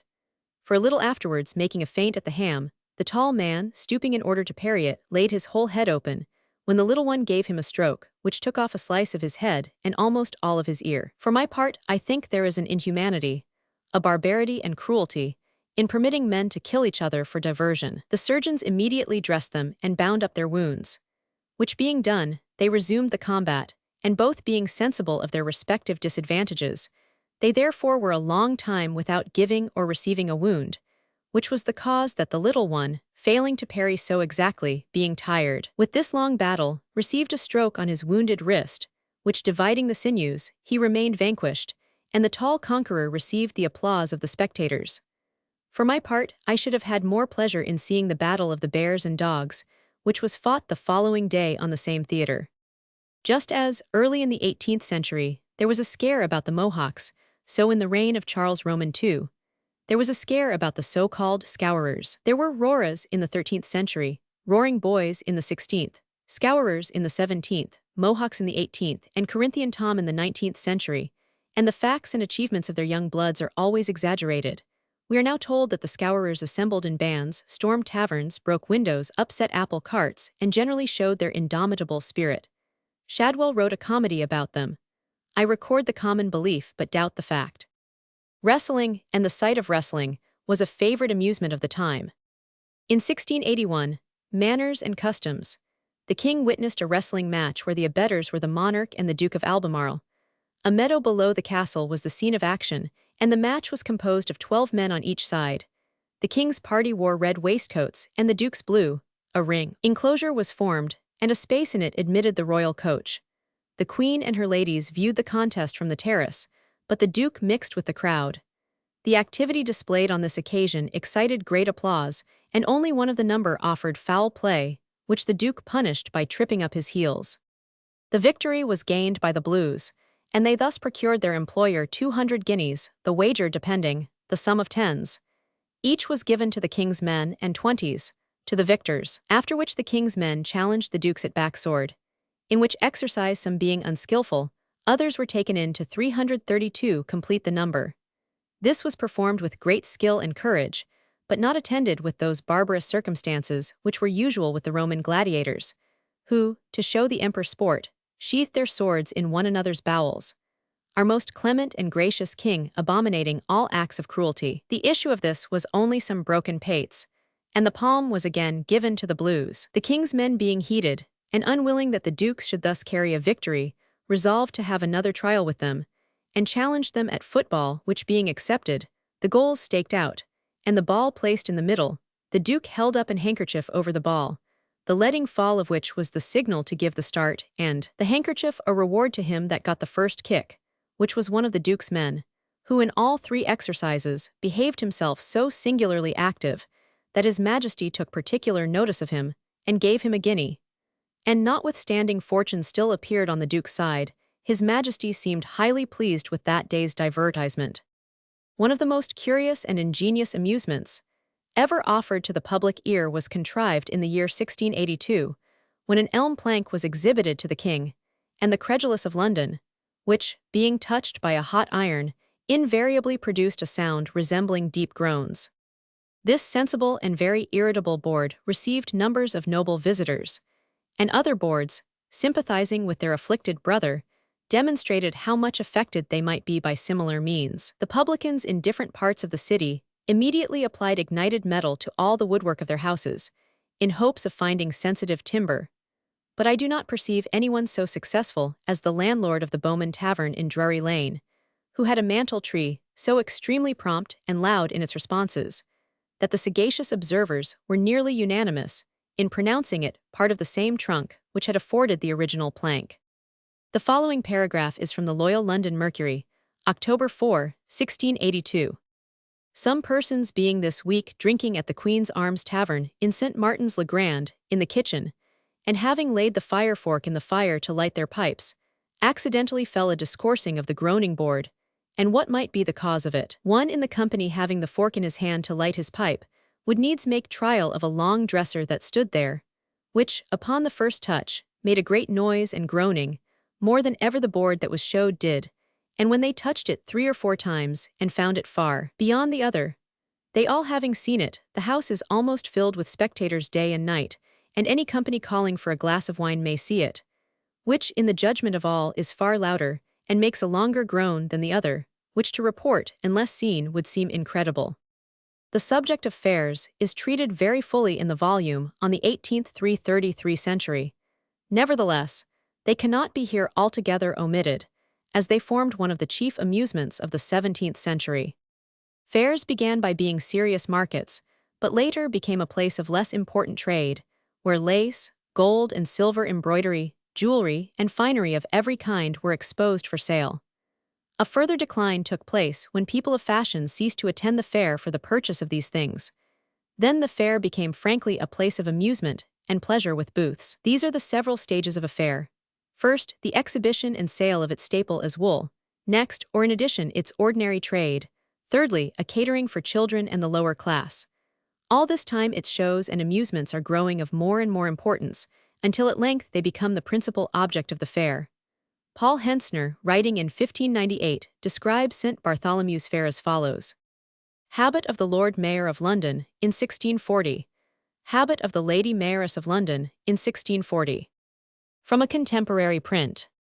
Every year upon St. Bartholomew's Day, when the fair is held, it is usual for the mayor, attended by the 12 principal aldermen, to walk into a neighboring field dressed in his scarlet gown, and about his neck a golden chain, to which is 334 hung a golden fleece, and besides that particular ornament, the collar of SS, which distinguishes the most noble order of the Garter. During the year of his magistracy, he is obliged to live so magnificently that foreigner or native, without any expense, is free, if he can find a chair empty, to dine at his table, where there is always the greatest plenty. When the mayor goes out of the precincts of the city, a scepter, a sword, and a cap are borne before him, and he is followed by the principal aldermen in scarlet gowns with gold chains, himself and they on horseback. Upon their arrival at a place appointed for that purpose, where a tent is pitched, the mob begin to wrestle before them, 2 at a time. The conquerors receive rewards from the mayor. After this is over, a parcel of live rabbits are turned loose among the crowd, which boys chase with great noise. While we were at this show, one of our company, Tobias Salander, Doctor of Physic, had his pocket picked of his purse with 9 crowns, queus du solil, which without doubt was so cleverly taken from him by an Englishman, who always kept very close to him, that the doctor did not in the least perceive it. England, as seen by foreigners, p. 107. Hentzner might have observed also that by the law of England, the cut purse was liable to execution.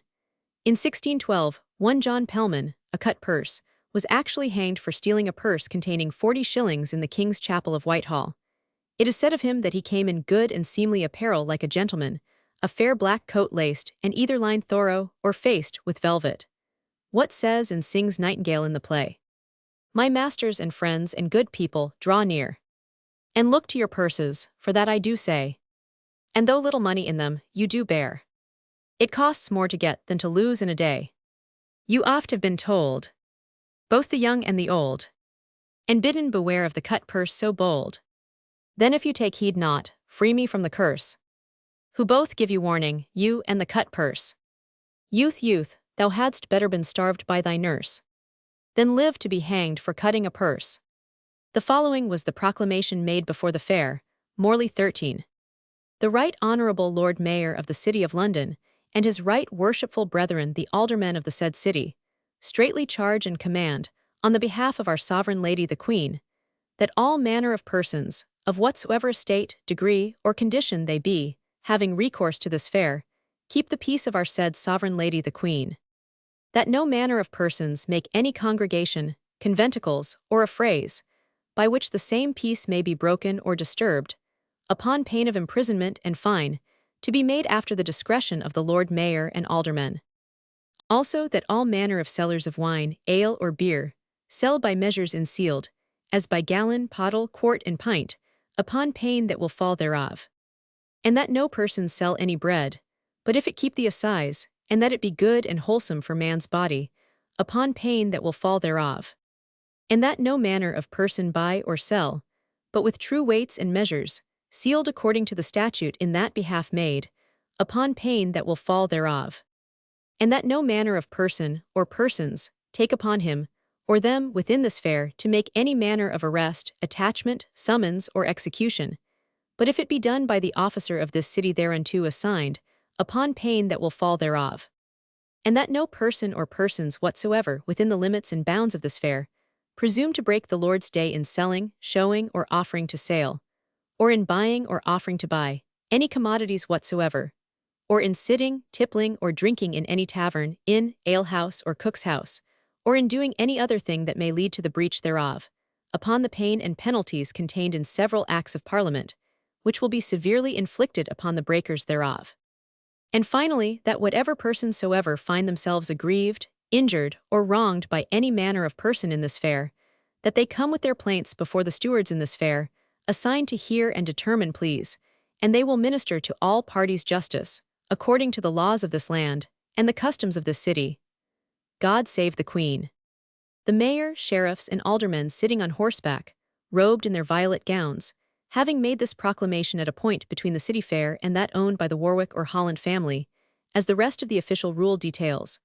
The proclamation being made, they ride through the cloth fair, and so return back again, through the churchyard of Great St. Bartholomew to Aldersgate, and so ride home again to the Lord Mayor's house. It is remarkable, to quote from a scarce tract of 1641, which is given at length by Morley, and worth your observation, to behold and hear the strange sights and confused noises in the fair. Here a knave in a fool's coat, with a trumpet sounding, or on a drum beating, invites you and would fain persuade you to see his puppets. There a rogue like a wild woodman, or in an antic shape like an incubus, desires your company to view his motion. On the other side, hocus pocus with 3 yards of tape or ribbon in's hand, showing his art of legerdemain to the admiration and astonishment of a company of cockaloaches. Amongst these you shall see a grey goosecap, as wise as the rest, with a what do ye lack in his mouth, stand in his booth shaking a rattle or scraping on a fiddle, with which children are so taken, that they presently cry out for these fopperies. And all these together make such a distracted noise, that you would think Babel were not comparable to it.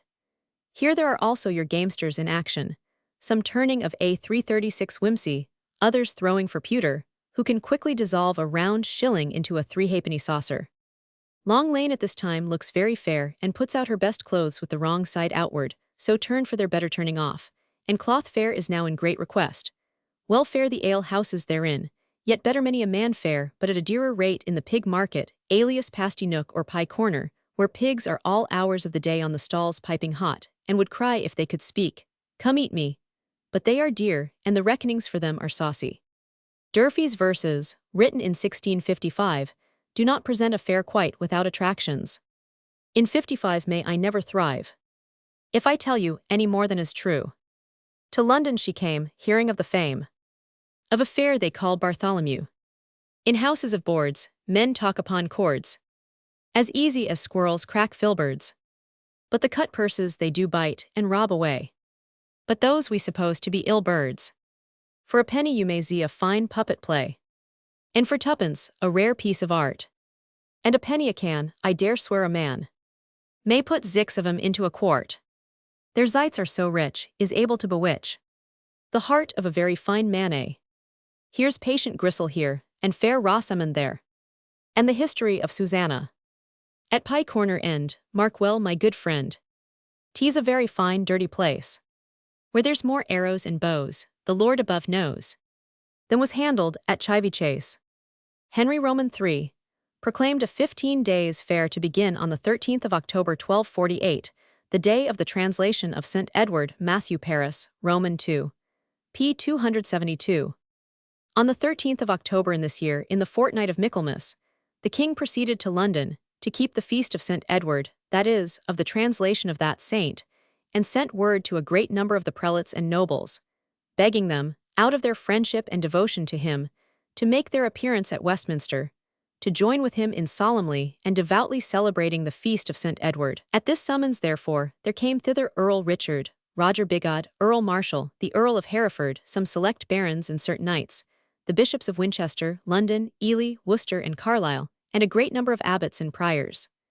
The king then declared it as his pleasure, and ordered it to be proclaimed by herald throughout the whole city of London and elsewhere, that he instituted a new fair to be held at Westminster, to continue for a fortnight entire. He also strictly interdicted, under penalty of heavy forfeiture and loss, all fairs which usually lasted for such a length of time in England.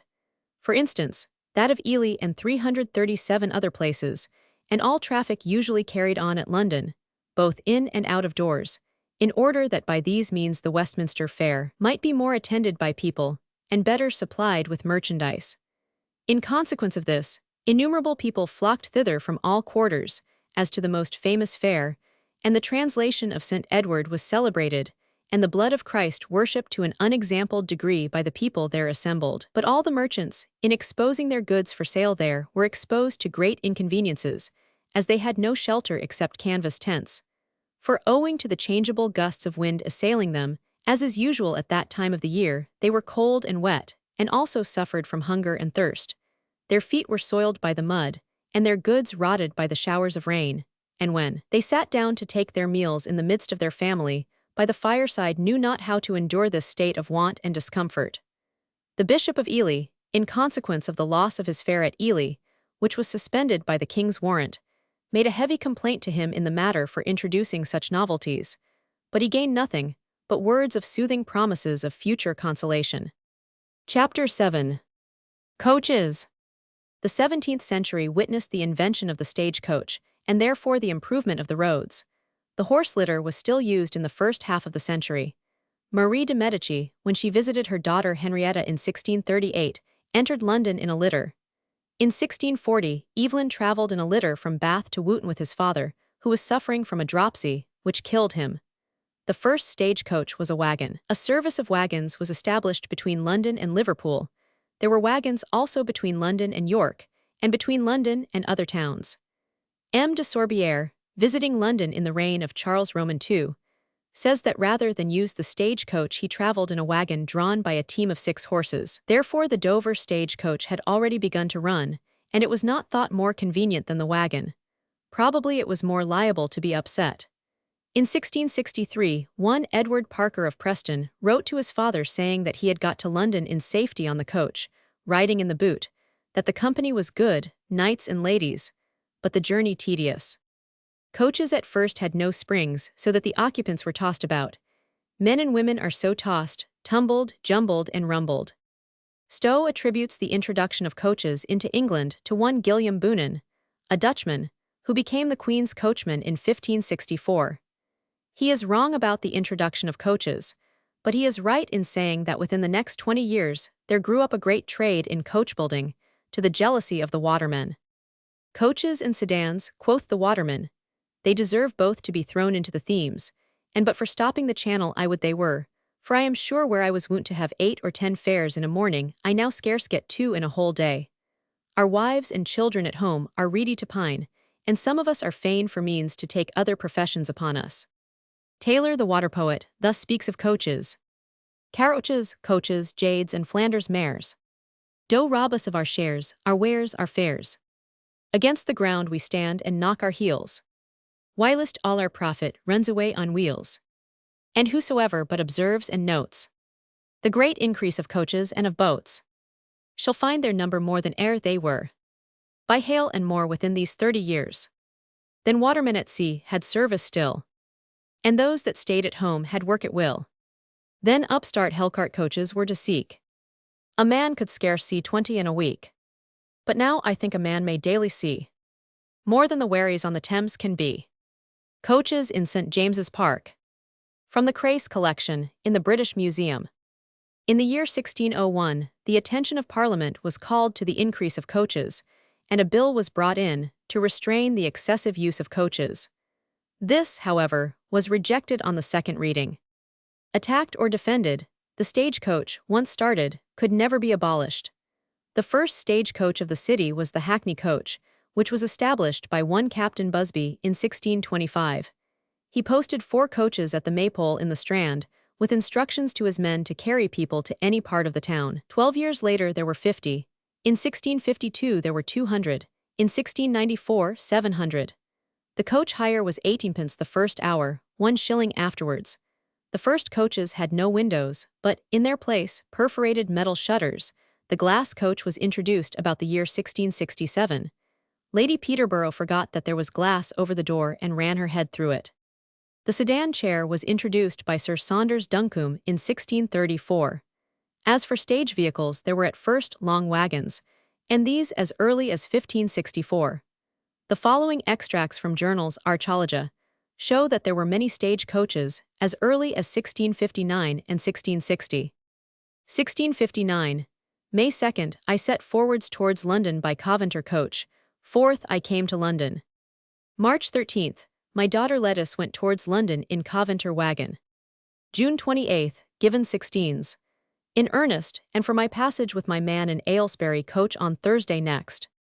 January 27th, I went to Badginton with his own horses. It would appear 28th to Towcester, 29th to St. Albans, 30th by St. Albans coach to London. April 8th, I went to Coventer, 9th thence to Woburn by Chester coach, 10th to London. July 16th, I came out of London by the stage coach of Birmingham to Banbury. June 30th, I came out of London in the Bedford stage coach to the Earl of Aylesbury's house at Ampthill. From the diary of a Yorkshire clergyman, lent by the Rev. Mr. Hunter, one gathers that in the winter of 1682, a journey from Nottingham to London in a stagecoach occupied 4 whole days. One of this gentleman's fellow travellers was Sir Ralph Knight, of Langold in Yorkshire, an officer in Monk's army, so that Mr. Parker was not singular in having as his companion in such a conveyance persons of great quality, as knights and ladies. In 1661, there was a stage coach running between Oxford and London, taking 2 days, i.e. 30 miles a day, or about 3 miles an hour. The fare was 2 shillings. A coach with 4 horses carried 6 passengers, a long wagon with 4 or 5 horses 20 to 25. In 1663, there was a stagecoach between London and Edinburgh once a month, taking 12 days for the journey, i.e. 33 miles a day. In 1697, the stagecoach from York to London took 6 days. Charles Roman II instituted tolls for the repair of the roads, but they were not extended over the whole of the country till 1767. In 1675, Lady Russell writes that it is not possible to describe the badness of the roads between Sevenoaks and Tunbridge Wells. Post horses were 3d. a mile, riding horses 2s. The first day and 1s. A day afterwards, the hirer to pay for food and to bring back the horse. The fare for travelling in a stagecoach was 1 shilling for every 5 miles. Therefore, for the journey from London to York, it would be 40 shillings. There were pamphlets for and against the use of the stagecoach. It caused those who travelled in it to contract an idle habit of body.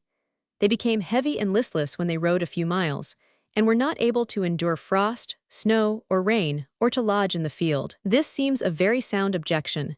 There can be no doubt that when everybody rode or walked, people were much hardier to stand against cold or heat. On the other hand, the stagecoach had its defenders. One of them says that, "There is of late such an admirable commodiousness, both for men and women, to travel from London to the principal towns in the country, that the like hath not been known in the world, and that is by stage coaches, wherein anyone may be transported to any place sheltered from foul weather and foul ways." The writer of a pamphlet in 1675 thus denounces them.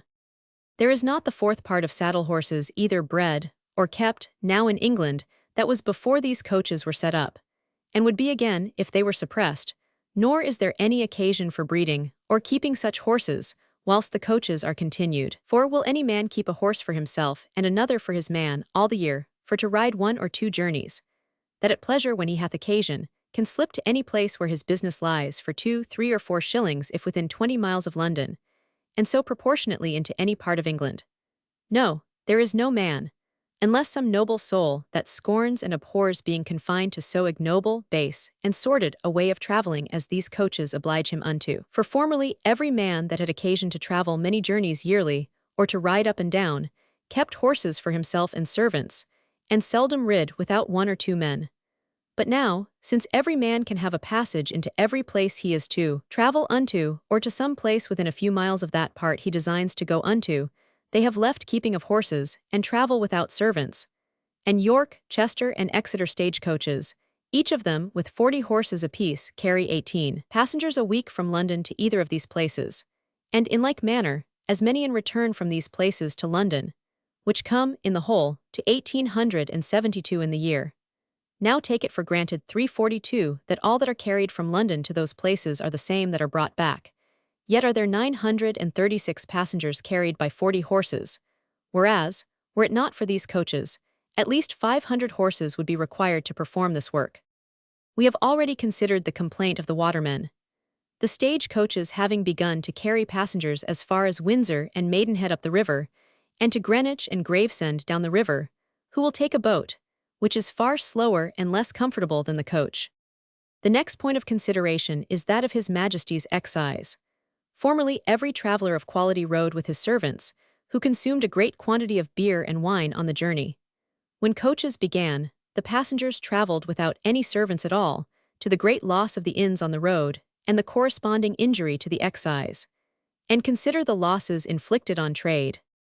For before these coaches were set up, travellers rode on horseback, and men had boots, spurs, saddles, bridles, saddlecloths, and good riding suits, coats and cloaks, stockings and hats, whereby the wool and leather of the kingdom was consumed, and the poor people set at work by carding, combing, spinning, knitting, weaving, and fulling. And your clothworkers, drapers, tailors, saddlers, tanners, curriers, shoemakers, spurriers, lorimers, and feltmakers had a good employ, were full of work, got money, lived handsomely, and helped with their families to consume the provisions and manufactures of the kingdom. But by means of these coaches, these trades, besides many others depending upon them, are become almost useless, and they with their families reduced to great necessity, insomuch that many thousands of them are cast upon the parishes, wherein they dwell, for a maintenance. Besides, it is a great hurt to the girdlers, sword cutlers, gunsmiths, and trunk makers.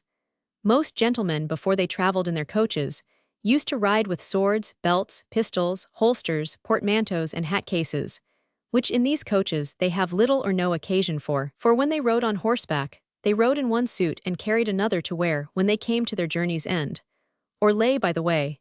But in coaches, a silk suit and an Indian gown with a sash, silk stockings and beaver hats men ride in, and carry no other with them, because they escape the wet and dirt, which on horseback they cannot avoid. Whereas, in 2 or 3 journeys on horseback these clothes and hats were wont to be spoiled, which done, they were forced to have new very often, and that increased the consumption of the manufactures, and the employment of the manufacturer, which travelling in coaches doth no way do. And if they were women that travelled, they used to have safeguards and hoods, side saddles and pillions with strappings, saddle or pillion cloths, which for the most part were either laced or embroidered, to the making of which there went many several trades, seeing there is not one side saddle with the furniture made, but before it is furnished, there are at least 37 trades have a share 343 in the making thereof, most of which are either destroyed or greatly prejudiced by the abatement of their trade, which being bred unto, and having served 7 years' apprenticeship to learn, they know not what other course to take for a livelihood.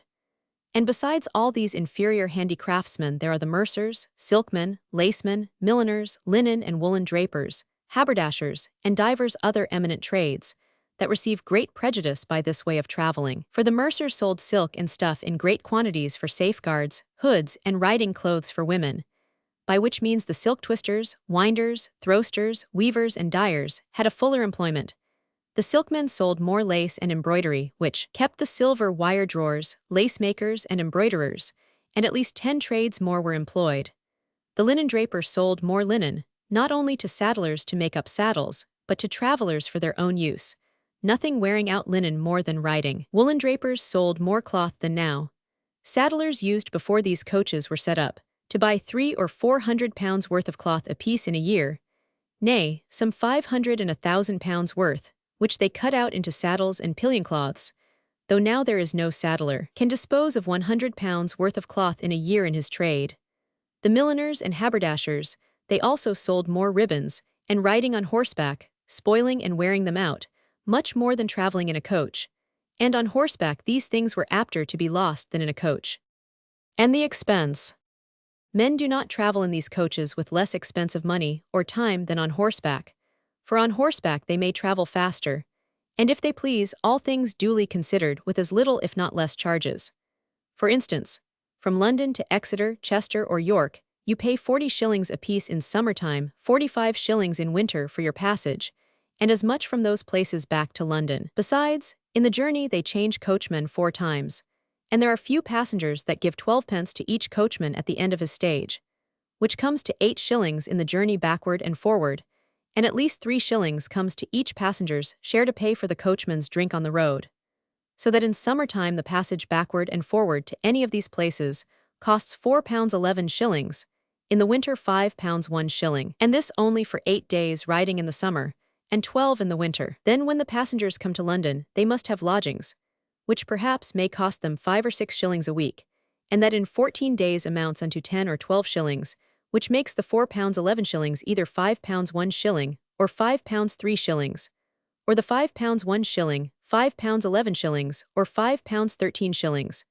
beside the inconvenience of having meat from the cooks, at double the price they might have it for in inns. But if stage coaches were down and men travelled as formerly, on horseback 344 then when they came into their inns they would pay nothing for lodgings. And as there would excellent horses be bred and kept by gentlemen for their own use, so would there be by others that would keep them on purpose to let, which would, as formerly, be let at 10 or 12 shillings per week, and in many places for 6, 8, or 9 shillings a week, but admitting the lowest price to be 12 shillings, if a man comes from York, Exeter, or Chester to London.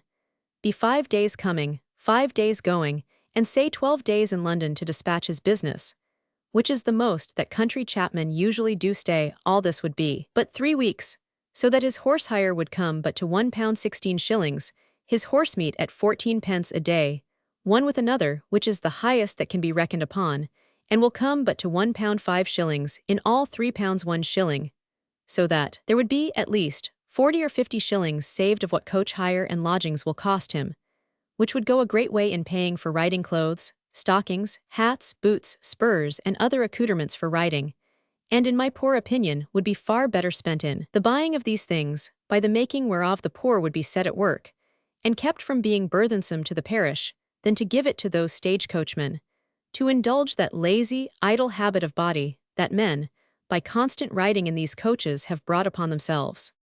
Chapter 8. Punishment and Crime. In the following chapter will be found certain notes on crime and criminals. There is little difference between the crimes of the Elizabethan and those of the Stuart period. I have added 2 or 3 stories of the period, which seem to affect the manners of London. Hundreds of such stories might be found scattered up and down the annals of the 17th century. I have made these meager selections with sparing hand. The crime of Lord Sanquhar, the cruelty of the Puritan in his punishments, an example of the honest citizen, the treachery of a noble lord, the origin of General Monk's wife, and 1 or 2 more persons and episodes may be taken as illustrations of the times. The punishment of criminals under the English law remained all through the century cruel and vindictive. High treason continued to be punished with the old barbarities. We have seen what these were. The coiner, if a man, was drawn on a hurdle and hanged. If a woman, she was burned alive. For petty treason, which is the murder of a master, a husband, or a superior officer, the offender was hanged if a man, burned if a woman. For felony of all kinds, hanging. If a man refused to plead, he was pressed to death. After death, the body was sometimes hung in chains. In felonies where benefit of clergy was still allowed, the offender was branded on the left hand. For petty larceny, the punishments were the loss of an ear or a whipping. Perjury was punished with pillory, with branding on the forehead, while the offender's trees were pulled up in his garden and his goods confiscated. Forgery, cheating, libeling, using false weights and measures, forestalling the market, offending against the statutes in bakery and brewery were punished with pillory, and sometimes by nailing one or both ears to the pillory, or cutting them off, or boring through the tongue with a hot iron. For striking in the King's Court, the right hand was struck off. For striking in Westminster Hall while the judges were sitting, the punishment was imprisonment for life and confiscation of the offender's goods. If a jury bought in a verdict contrary to evidence, they were liable to lose the 346 franchise, to be incapable of acting as witness or on a jury, to lose their lands and property, and to be imprisoned. The stocks were for drunkards and vagabonds. Scolding women were to be ducked in the ducking stool. This goodly array of punishments was in full practice during the 17th century. There were other crimes not dealt with in this list, especially the crime of witchcraft. James has been held up to ridicule for believing in witchcraft. This is unjust, because there were very few in the country who had the strength of mind to disbelieve it. Fortunately, the wave of superstitious terror hardly touched London. The practice of dueling could be defended on the ground of its being a survival, in a sense, of the old ordeal by battle.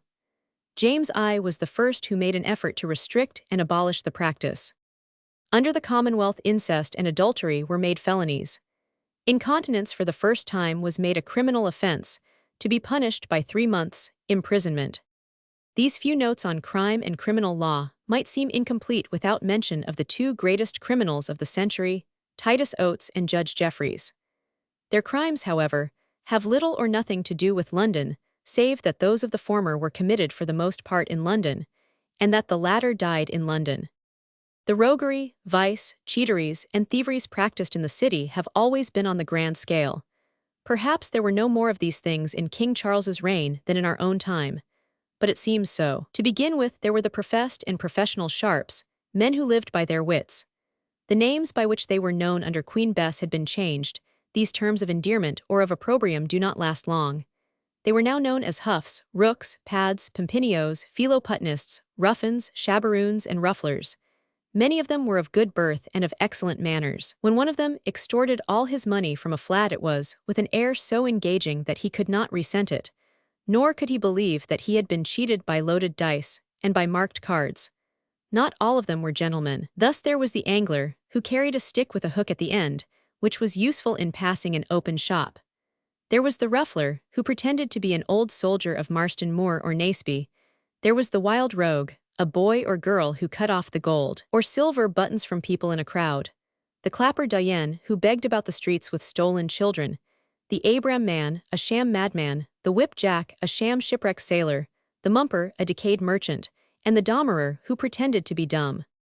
If we are to believe the revelations of Meridio Latrin, the city, Prentices 347, contained among them a considerable number of young fellows who were common rogues and thieves.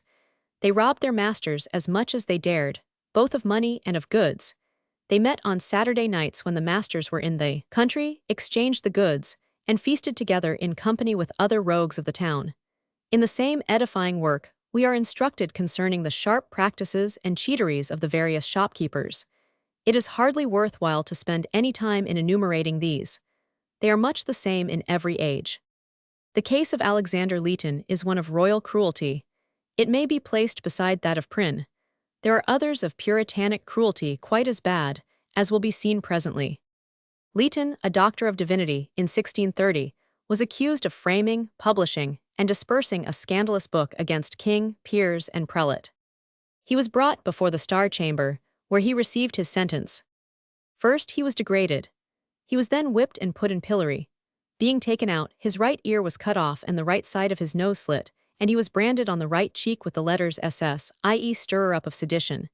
He was then taken back to the Fleet for a week, after which, his wounds still fresh, he was again whipped, again set in pillory, and was then deprived of his remaining ear, had the left side of his nose slit, and the left cheek branded.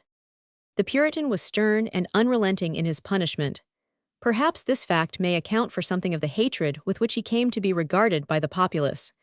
Take, for instance, the case of Francis Prydox, a poor little petty thief, who would now be let off with a month's imprisonment. Francis Prydox is now convicted of a trespass for unlawfully ripping up and taking away lead from the house of Richard Rothwell, and is fined 12d, and must be stripped naked from the middle upwards, on Monday the 14th day of this instant January, between the hours of 9 and 11 of the clock in the forenoon, and then openly whipped on his back, until his body be bloody, at the hinder part of a cart from the old gatehouse through Long Ditch, Duke Street, and Charles Street, in the parish of St. Margaret's, Westminster, and back again, from the said Charles Street, through Duke Street and Long Ditch, to the said old gatehouse. He is committed to the new prison of the gatehouse, there to remain in safe custody until he shall undergo his said punishment, and pay his said fine, and then be delivered paying his fees eis. Vid. The following history of heartless duplicity, in high places, is told in the memoirs of de Grammont. The victim was one of the earliest actresses on the stage. The Earl of Oxford fell in love with a handsome, graceful actress, belonging to the Duke's Theatre, who performed to perfection, particularly the part of Roxana in a very fashionable new play, insomuch that she ever after retained that name. 348. This creature being both very virtuous and very modest, or, if you please, wonderfully obstinate, proudly rejected the presence and addresses of the Earl of Oxford. The resistance inflamed his passion. He had recourse to invectives and even spells, but all in vain. This disappointment had such an effect upon him that he could neither eat nor drink. This did not signify to him, but his passion at length became so violent that he could neither play nor smoke. In this extremity, love had recourse to Hymen. The Earl of Oxford, one of the first peers of the realm, is, as you know, a very handsome man. He is of the order of the Garter, which greatly adds to an air naturally noble. In short, from his outward appearance, you would suppose he was really possessed of some sense. But as soon as ever you hear him speak, you are perfectly convinced to the contrary. This passionate lover presented her with a promise of marriage in due form, signed with his own hand. She would not, however, rely upon this. But the next day she thought there could be no danger, when the Earl himself came to her lodgings, attended by a clergyman and another man for a witness. The marriage was accordingly solemnized with all due ceremonies, in the presence of one of her fellow players, who attended as a witness on her part. You will suppose, perhaps, that the new countess had nothing to do but to appear at court according to her rank, and to display the Earl's arms upon her carriage. This was far from being the case. When examination was made concerning the marriage, it was found to be a mere deception. It appeared that the pretended priest was one of my lord's trumpeters, and the witness his kettle drummer. The parson and his companion never appeared after the ceremony was over, and as for the other witness, he endeavored to persuade her that the Sultana Roxana might have supposed in some part or other of a play that she was really married. It was all to no purpose that the poor creature claimed the protection of the laws of God and man, both which were violated and abused, as well as herself, by this infamous imposition. In vain did she throw herself at the king's feet to demand justice. She had only to rise up again without redress, and happy might she think herself to receive an annuity of 1,000 crowns, and to resume the name of Roxana, instead of Countess of Oxford. The strange story of Lord Sanquhar's revenge belongs to the reign of James I. It is the story of a man who went mad with brooding over a sense of shame. He was a Scottish nobleman, and he came to Whitefriars to practice fencing with one or other of the fencing masters who had lodgings in Alsatia. He was playing with a master named Turner, and in the course of their play, he received the point, or the button of his adversary's foil in his eye, the result of which accident was the loss of that eye altogether. The accident, it is said, was much regretted by Turner, considering how much it reflected upon his professional skill. This is not surprising. Lord Sanquhar, however, sometime visited the court of the French King Henry Roman IV. When the king was in discourse with 349 him, he observed the loss of the eye and asked how that occurred. By a sword, said Sanquhar. Does the man live? Asked the king. This question set Lord Sanquhar brooding over the thing until he persuaded himself that his honor demanded the death of Turner. It is, however, wonderful that he should have perversely believed that his honor demanded the murder of Turner by 2 hired assassins. It was 5 years after the accident of the foil. The 2 men went to Whitefriars about 7 in the evening. They found Turner sitting before his house with a friend. Apparently Turner knew them, for he invited them to drink, whereupon one of them, Carlyle, turning round to cock the pistol, presented it and fired, the bullet entering the man's heart so that he fell back dead. They then fled. One of them ran up a cul-de-sac and was taken on the spot, the other tried to escape into Scotland, and Lord Sanquhar tried to hide himself in the country. They were all 3 caught. The 2 murderers were hanged opposite the great gate of Whitefriars, now the entrance to Bouverie Street. The noble lord was hanged in New Palace Yard. We hear a great deal about debtors' prisons in the course of the 18th century. Some effort was made in the 17th century to investigate their condition. In 1677, a committee was appointed to examine into the security, not the proper treatment, of the prisoners of the King's Bench and Fleet Street. Joseph Cooling, Marshal of the Marshalsea, deposed that he had given, for his office, security for £10,000, and paid, besides, a rent of £1,400 a year. He said that he gave no liberty to the prisoners to go out, that those who would not find security were not allowed even to leave the rules unless attended by his servants, that his servants saw that everybody was in his lodging at nightfall, that some prisoners had a whole house to themselves, that the reason of the rules was that the prison would not hold all the prisoners, that there was a table of fees, and that he never took more than the table allowed. Manlove, Warden of the Fleet, deposed that his office was taxed at £600 a year, that he took security from the prisoners before he suffered them to go into the rules, and so on. Then came the evidence of 10 prisoners. They swore that when the commissioners of bankrupts went to the prison in order to examine one Farrington, the marshal could only produce him twice out of 11 times that he was wanted, that when the commissioner's messenger entered the prison, the prisoners jumped upon him. The evidence on this point is not clear. Robert Black, another prisoner, gave evidence as to the marshal's exactions and tyranny. He himself had signed a petition against these exactions, and was in consequence forcibly removed to the poor side, where the exercise yard was encumbered with sheds, and where he 350 had to sleep in a damp cellar 4 feet underground, 18 feet square, with 19 others. That prisoners had been locked up day and night, their friends refused admission to them. This evidence of Robert Black was confirmed by others. Anne Mosley, another prisoner, gave evidence as to the filthy condition of the place where she had to sleep. She also accused the marshal of taking £10 from her for permission to live at home, and then putting her on the poor side. George Phillips, another prisoner, swore that he with 3 others was put into a room 16 feet by 15 feet, for which they had to pay a rent of 24, 6 6 a year, though it was worth no more than £4 a year. That the marshal let a number of such rooms, some of them worth no more than £6 a year, at rents of £24, £36, £46, and £62 a year.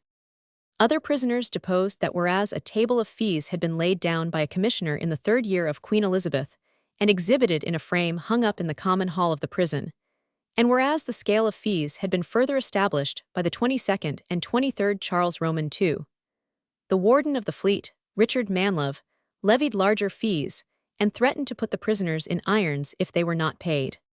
There does not appear, however, to have been any redress of these grievances. The difficulty in the minds of the judges was not as to the treatment of the prisoner by the wardens, but as to their safe custody, and the keeper's court before which the wardens should be tried in case of allowing the prisoners to escape. In other words, a prisoner for debt was regarded partly as a criminal who was rightly punished by being kept in a damp dungeon and nearly starved to death, and partly as an obstinate person who refused to pay his just debts, and was therefore very properly maltreated. In the year 1613, Mr. R.J., moved by the consideration of the wickedness to be found in the city, and of the dangers and temptations to which young men are exposed, completed a pamphlet of warning and exposure. It is entitled, Look on Me, London. The title page goes on. I am an honest Englishman, ripping up the bowels of mischief lurking in thy suburbs and precincts. Take heed. The hangman's halter and the beadle's whip will make the fool dance and the knave to skip. The pamphlet shows, what one might have suspected, the protection afforded by the suburbs and parts of London, outside the city, and the liberties where the Lord Mayor had no jurisdiction. It was at an innocent-looking ordinary that the young man first met the companion who led him to destruction. He was a handsome, well-dressed, well-spoken gentleman. He was free with his money. His manners were easy and courteous. He laughed readily. He was known at the house, where the drawers ran to fetch him all he wanted. It was an act of courtesy when he spoke to 351, the young gentleman come up from the country to study law, as becomes one who will be a country gentleman and will live on his estate. This brave gentleman not only condescended to speak to the stranger, but he began to talk to him of the sights and pleasures of the town. Would he see the play? The Curtain Theatre was open that afternoon. Would he cross the river to see a famous fencing match at which two would fight till one was disabled? Would he choose rather a bear-baiting? There would be one in Paris Gardens. Or, if he liked it better, the gentleman knew where a gaming table could be found, or a quiet hour could be spent over the dice. Or, and here he whispered, would the young gentleman like to visit a certain bona roba of his acquaintance? Upon her and her friends, this friendly person enlarged with so much eloquence that the young gentleman was inflamed, and, forgetting his principles and his virtue, begged his friend to take him to the house of these celestial beings. Now this gallant of such worshipful appearance was nothing but a shifter, who lived by picking up such simple persons, enticing them into the company of disorderly women, cheating at cards and dice. Yet for all this, my brave shifter hath a more costly reckoning to give him, for being thus grown into acquaintance, he will in a familiar kind of courtesy accompany him up and down the city, and in the end will come unto a mercer's or goldsmith's shop, of whom the young gentleman is well known. There will he cheapen velvet, satin, jewels, or what him liketh, and offer his new friends credit for the payment. He will with so bold a countenance ask this friendship, that the gentleman shall be to seek of excuse to deny him. Well, although the pennyworths of the one be not very good, yet the payment of the other is sure to be current. Thus, by prodigal riots, vain company, and rash suretyship, many of our English young gentlemen are learned to say, I wealthy was of late, though needy now be. 3 things have changed my state: dice, wine, and venery. Presently, the young gentleman falls into the hands of the money-lender. After all this, there seizeth upon the needy gentleman thus consumed another devouring caterpillar, which is the broker for money, one that is either an old banker-out citizen, or some smooth-conditioned unthrifty gentleman far in debt. Some one of these will help him to credit with some of their late creditors, with single protestation of mere courtesy. But by your favor, they will herein deal most cunningly. For the citizen broker, after money taken out for his pains, considering for the time given, and loss in selling of the wares put together, will bring the young gentleman £50 current money for £100 good debt. Marry, the gentleman broker will deal more gallanter, for he will be bound with his fellow gentleman for £100, sharing the money equally between them, not without solemnly promise to discharge his own 50, and if need be, the whole £100 assurance. The worst places are the gaming houses. Thus one mischief draws on another, and in my opinion gaming houses are the chief fountains thereof, which wicked places first nourisheth our young men of England in pride, then acquainteth them with sundry shifting companions, whereof one sort cozeneth them at dice, cards, another sort consume them with riotous meetings, another sort by brockage bringeth them in debt, and out of credit, and then awaiteth covetousness and usury to cease upon their livings, and the officious surgient upon their liberties. And all this, as I said before, principally proceeds by the frequenting of gaming houses. Where do the rogues of all kinds haunt, and find refuge? Now remaineth the discovery of the third sort of these haunts, which are placed in the suburbs of the city, in alleys, gardens, and other obscure corners, out of the common walks of the magistrates. The daily guests of these privy houses are masterless men, needy shifters, thieves, cut purses, unthrifty servants, both serving men and prentices. Here a man may pick out mates for all purposes save such as are good. Here a man may find out fellows, that for a bottle of wine will make no more conscience to kill a man than a butcher a beast. Here closely lie St. Nicholas clerks, that with a good northern gelding will gain by a halter than an honest yeoman will with a team of good horses. Here are they that will not let to deceive their father, to rob their brother, and fire their neighbor's house for an advantage. These brave companions will not stick to spend frankly though they have neither lands nor goods by the dead, nor honestly by nature. But how will this hold out? Fire will consume wood without maintenance, and riot make a weak purse without supply. Gentlemen, for the most part, have lands to make money, and the young citizens' way to get credit. But these idle fellows have neither lands nor credit, nor will live by any honest means or occupation. Yet have they hands to filch, heads to deceive, and friends to receive, and by these helps, most commonly shift they badly well. The other upon current assurance, perhaps, get money for £20 in the 100, but these that worst may hold the candle. They upon their own, or upon their master's apparel, brass, pewter, linen, woolen, or such like, will find brokers or fripras, that for 8 pence in the pound for every month's use, will boldly for half the value take these pawns. The writer goes on to describe some of the tricks of usurers. They are so hard-hearted, but he does not consider that the profession must begin with a flinty heart. 353, that they neither fear God nor reverence man, that they will neither pardon their own father nor acknowledge their mother, nor regard their brothers, and will even make merchandise of their own children. They bear false evidence, offend the widow and oppress the orphan. Oh, how great is this folly of theirs, to lose life, to seek death, and to banish themselves from heaven eternally. As for the various tricks that are practiced, I know a broker that will take no interest for his money, but will have the lease of your house, or your land in use, receiving rent for the same till you pay your principal again, which will come to a greater gain than 60 in the 100. I know another that will take no interest money, but will have pewter, brass, sheets, plate, tablecloths, napkins, and such like things, to use in his house, till his money come home, which will lose more in the wearing than the interest of the money will come to. I know another that will take upon twice worth the money that he lends, and agree with the borrower to redeem it at a day, or loose it, by which means the poor borrower is forced, sometimes for want of money, to loose his pawn for half the value. I know another that will not lend, but buy at small prices, and covenant with the borrower to buy the same again, at such a price, at such a day, or loose it. This is a fellow that seeks to cozen the law, but let him take heed lest the devil his good master cozens not him, and at the last carry him post into hell. I know another that will lend out his money to men of occupations, as to butchers, bakers, and such like, upon conditions to be partners in their gains but not in their losses, by which means he that takes all the pains and ventures, all is forced to give the broker half the profit for his money. I know another, for his money lending to a carpenter, a bricklayer, or a plasterer, will agree with them for so many days' work, or so many weeks, for the loan of his money, which if all reckonings be cast will come to a dear interest. I know many about this city that will not be seen to be brokers themselves, but suffer their wives to deal with their money, as to lend a shilling for a penny a week. To fishwives, oysterwomen, orange wenches, and such like, these be they that look about the city like rats and weasels, so gnaw poor people alive, and yet go invisible. This, if it be well considered of, is a Jewish brockage, for indeed the Jews first brought usury and brockage into England, which now by long sufferance have much blemished the ancient virtues of this kingdom.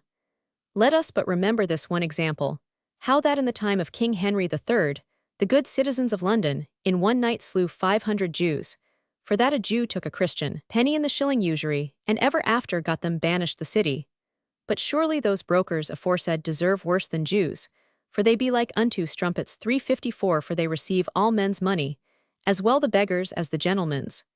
Nay, they will themselves take money upon brockage, to bring their trade into a better custom, which in my mind is a wicked custom to live only by sin. In the New Exchange, Strand, at the sign of the 3 Spanish gypsies, lived from 1632 to 1649 Thomas Ratford and Anne his wife. They kept a shop for the sale of washballs, powder, gloves, and such things. The wife taught girls plain work, and about the year 1667 she became sempstress to Monk, then a colonel, and carried linen to his place. Her father was one John Clarges, a farrier at the Savoy, and farrier to Colonel Monk in 1632. He was a man of some success in trade, because he promoted a maypole on the site of the Strand Cross. He died in 1648. In 1649, Mrs. Ratford and her husband fell out and parted. In 1652, she married General Monk.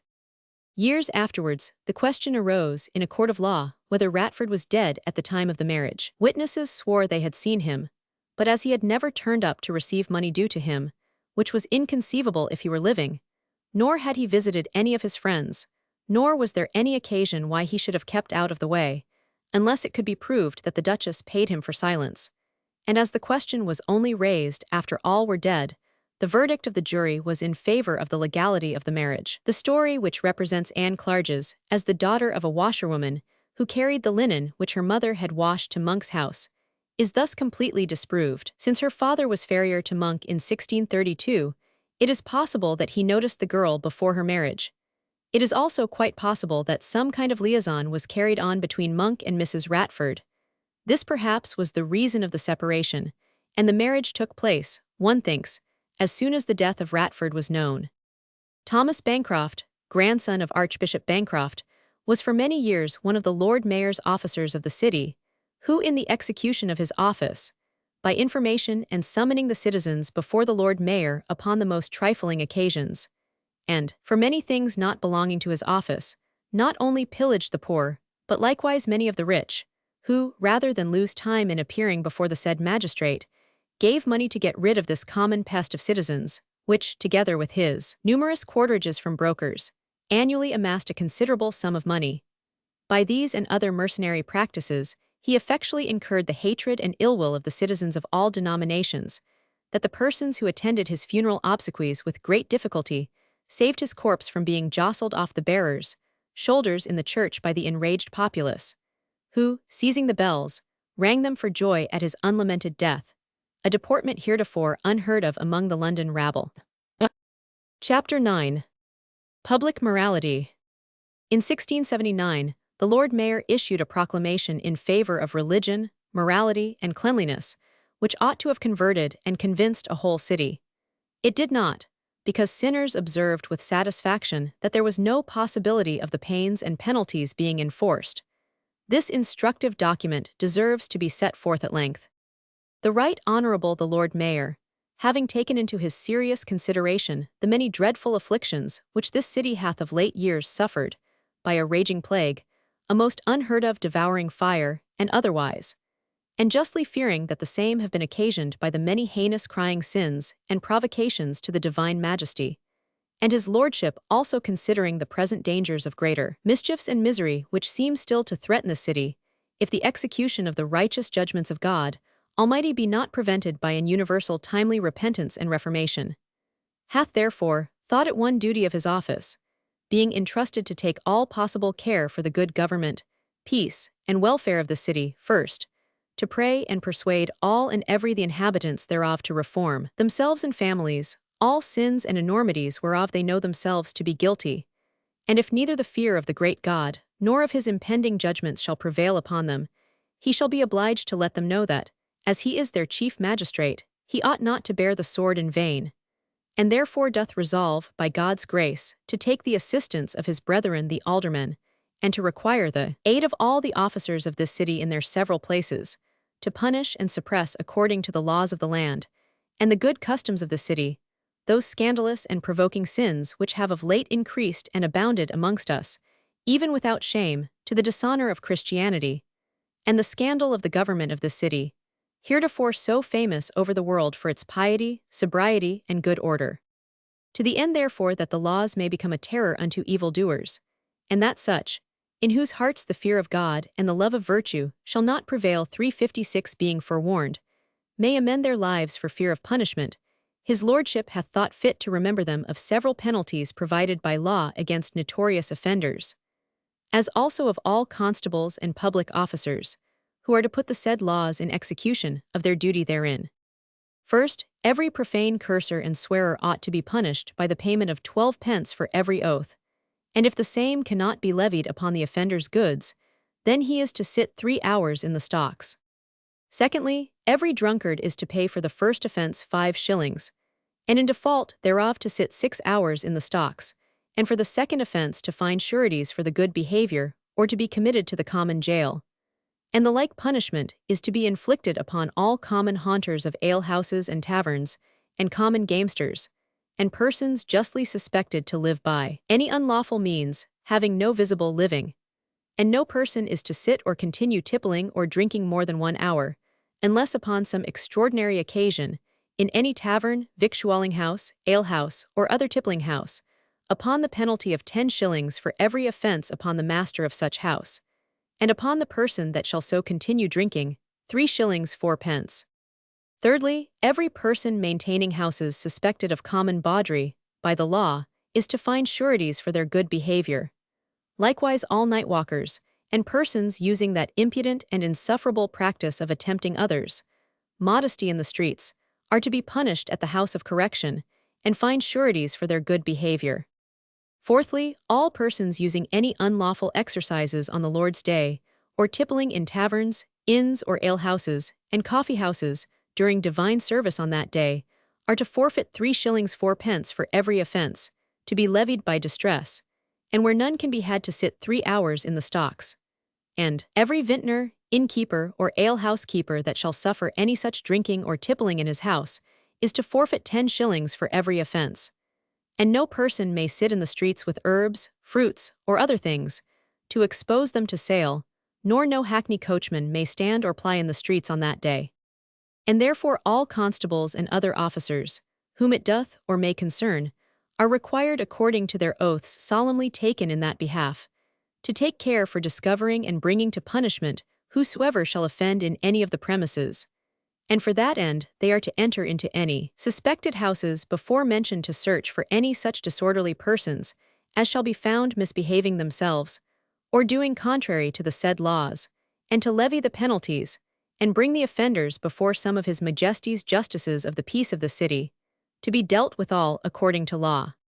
And whereas there are other disorders of another nature very dishonorable, and a great scandal to the government of the city, and very prejudicial to the trade 357, and commerce of the same, his lordship, therefore, is resolved by God's blessing, with the assistance of his brethren the aldermen, to use his utmost endeavor to prevent the same, by putting in execution the good and wholesome laws in force for that purpose, with all strictness and severity, some of which he hath thought fit to enumerate, with the duties and penalties upon every constable and other officers concerned therein. At first the great resort of rogues, vagrants, idle persons, and common beggars, pestering and anding the streets and common passages, and all places of public meetings and resort, against whom very good provision is made by the law, viz., that all such persons shall be openly whipped, and forthwith sent from parish to the place where he or she was born, if known; if not, to the place where he or she last dwelt for the space of 1 year, to be set to work; or not being known where he or she was born or dwelt, then to be sent to the parish where he or she last passed through without punishment. That every constable that shall not do his best endeavor for the apprehension of such vagabond, rogue, or sturdy beggar, and cause him or her to be punished or conveyed according to law, shall forfeit 10 shillings for every default. Secondly, the not paving and cleansing of the streets, the redressing whereof being by a late act of Parliament put into commissioners appointed by Common Council, His lordship doth hereby recommend the same to the deputies and common council of the several wards within the city, to use their utmost diligence in that affair, and especially to mind their respective commissioners of the duty incumbent upon them, and of the daily damage which the city suffers by the neglect thereof. And his lordship doth declare he will appear at the said commission of sewers as often as his more urgent occasions will give him leave, and doth expect such attendance of the other commissioners as may render the act more effectual than hitherto it hath been. Thirdly, the neglect of the inhabitants of this city in hanging and keeping out their lights at the accustomed hours, according to the good and ancient usage of the city, and acts of common council in that behalf. Fourthly, the not setting and continuing the watches at such hours, and in such numbers, and in such sober and orderly manner in all other respects, as by the acts of common council in that behalf is directed and appointed. And his lordship doth strictly require the fellowship of carmen to be very careful in the due observance of the good and wholesale rules and orders which have been made for their regulation, his lordship intending severely to inflict the penalties imposed in default thereof, and to the end that no constable or other officers or ministers of justice may be any ways discouraged in their lawful, diligent, and vigorous prosecution of the 358 premises, it is provided that if they or any of them shall be resisted in the just and lawful execution of their charge and duty, or in any wise affronted or abused, they shall be encouraged, maintained, and vindicated by the justice, order, and authority of his lordship and the court of aldermen, and the offenders prosecuted and punished according to law. Chapter 10. General Notes. Aubrey, writing in 1678, gives some curious notes on the changes of manners and customs. Some of his notes refer to the 16th century. Antient lie ordinary men's houses and copyholders, and the like had no chimneys, but flues like louver holes. Some of 'em were in being when I was a boy. In the halls and parlors of great houses were wrote texts of scripture on the painted cloths. Before the last civil wars, in gentlemen's houses, at Christmas, the first dish that was brought to table was a boar's head, with a lemon in his mouth. The first dish that was brought up to table on Easter Day was a red herring riding away on horseback, i.e. a herring ordered by the cook, something after the likeness of a man on horseback, set in a corn salad. The custom of eating a gammon of bacon at Easter, which is still kept up in many parts of England, was founded on this, viz., to show their abhorrence of Judaism at that solemn commemoration of our Lord's resurrection. The use of your humble servant came first into England on the marriage of Queen Mary, daughter of Henry Roman IV, of France, which is derived from Vater tres humble servitor. The usual salutation before that time was, God keep you, God be with you, and among the vulgar how dost do, with a thump on the shoulder. Till this time the court itself was unpolished and unmannered. King James's court was so far from being civil to women, that the ladies, nay, the queen herself, could hardly pass by the king's apartment without receiving some affront. Heretofore noblemen and gentlemen of fine estates had their heralds, who wore their coats of arms at Christmas and at other solemn times, and cried largesse thrice. A neat-built chapel and a spacious hall were all the rooms of note. The rest were small. At Tomerton in Gloucestershire, antient lie the seat of the rivers, is a dungeon 13 or 14 feet deep. About 4 feet high are iron rings fastened in the wall, which was probably to tie offending villains to, as all lords of manors had this 360 power over their villains or sockage tenants, and had all of them no doubt such places for punishment. It was well that all castles had dungeons, and so, I believe, had monasteries, for they had often within themselves power of life or death. In days of yore, lords and gentlemen lived in the country like petty kings, had jura regalia belonging to seigneuries, had castles and boroughs, had gallows within their liberties where they could try, condemn, and execute. Never went to London but in Parliament time, or once a year, to do their homage to the king. They always eat in their Gothic halls at the high table or orsel, which is a little room at the upper end of the hall where stands a table with the folks at the side table. The meat was served up by watchword. Jacks are but of late invention. The poor boys did turn the spit, and lick the dripping for their pains. The beds of the men's servants and retainers were in the hall, as now in the guard or privy chamber here. In the hall mumming and loaf-stealing and other Christmas sports were performed. The hearth was commonly in the middle, whence the saying round about our coal fire. The halls of the Justice of Peace were dreadful to behold. The screen was garnished with corslets and helmets, gaping with open mouths, with coats of mail, lances, pikes, halberts, brown bills, bucklers. Public inns were rare.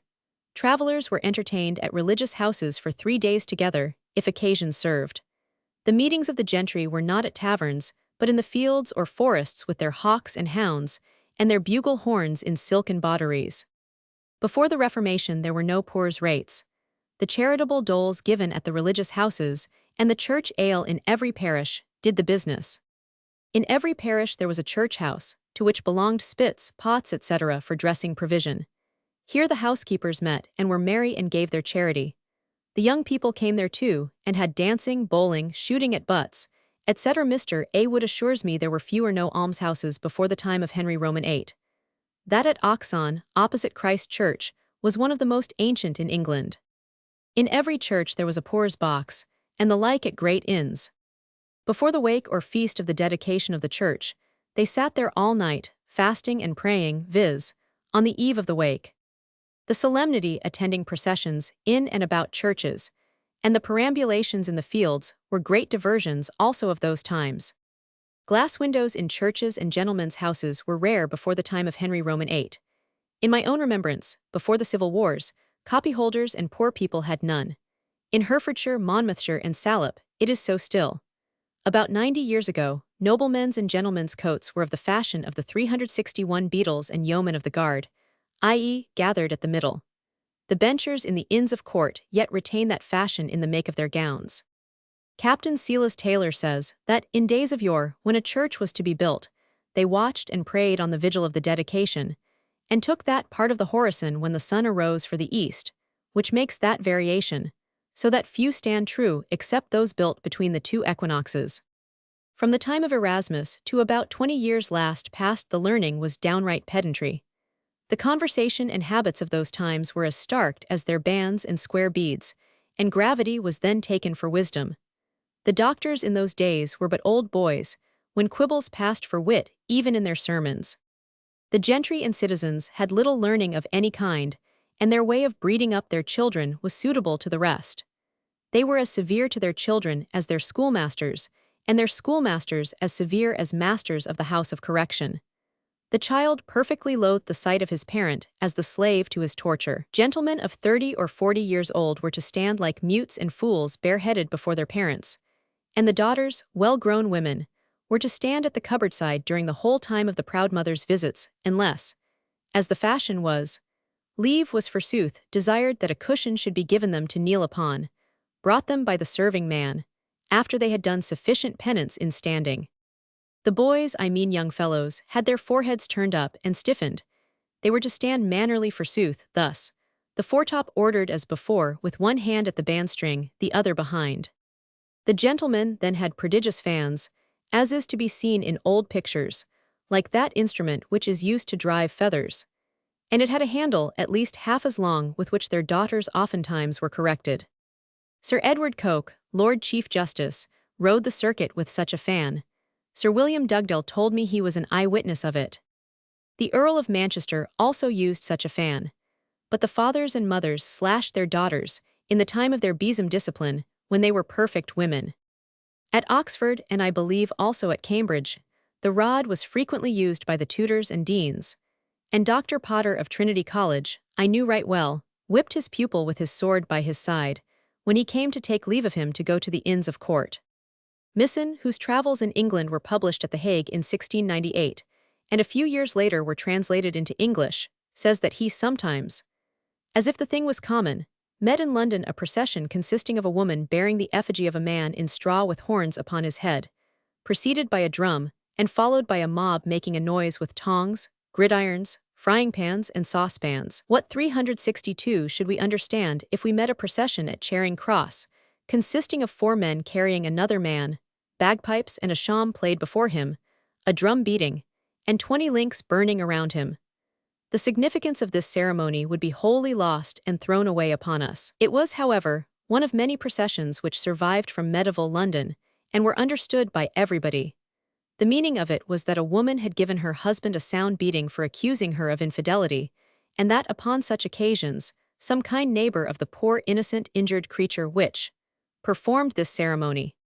Again, when Prynne rode up to London to join the Long Parliament, he was accompanied by many thousands of horse and foot, wearing rosemary and bay in their hats, and carrying them in their hands, and this was considered the greatest affront possible to the judges who had questioned him. Why? Of Horn Fair I have elsewhere spoken. This fair kept up to the end its semi-allegorical character. No one seems to have known why it was kept on October 18, which is St. Luke's Day, but the evangelist is always figured with a bull's head in the corner of his portrait. The common people, however, associated horns, for some unknown reason, with the infidelity of the wife. They therefore assembled at Cuckold's Point opposite Ratcliffe, coming down the river from London, and there forming themselves into a procession, marched through Diptford and Greenwich to Charlton with horns upon their heads. At the fair horns of all kinds, and things made out of horn, were sold. The staple of the fair was work in horn, just as the staple of Bartholomew Fair was cloth.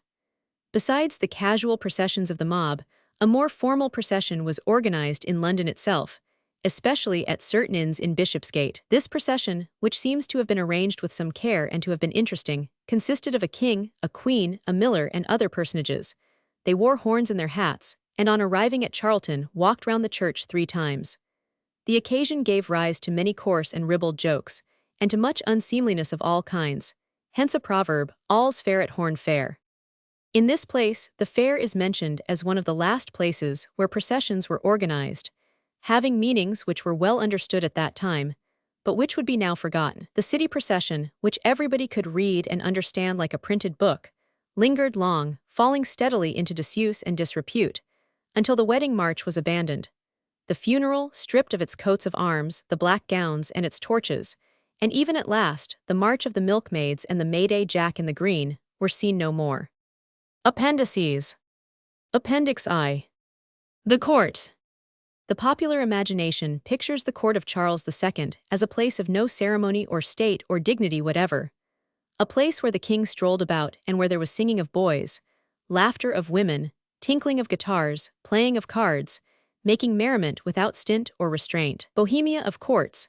We have been taught to think thus of King Charles's court by the historian who has seized on 1 or 2 scenes and episodes, for instance, the last Sunday evening of Charles's life, by the writer of romance, by the chronicler of scandal, by the Restoration poets, and the Restoration dramatists. This view of Whitehall after the Restoration is, to say the least, incomplete. Charles had a court, like every other sovereign. He had a court with officers many and distinguished. There were court ceremonies which he had to go through. That part of his private life which is now paraded as if it was his public life was conducted with some regard to public opinion. What his court really was may be learned from a little book by Thomas Donne, gentleman, called The Present State of London, published in the year 1681, for George Lurkin, Enoch Prosser, and John Howe, at the Rose and Crown. It may be useful to learn from this book the offices and management of a Stuart's court. Its government, ecclesiastical, civil, and military. Ecclesiastical. The dean of the king's chapel was generally a bishop. The chapel itself is a royal peculiar, exempt from episcopal visitation.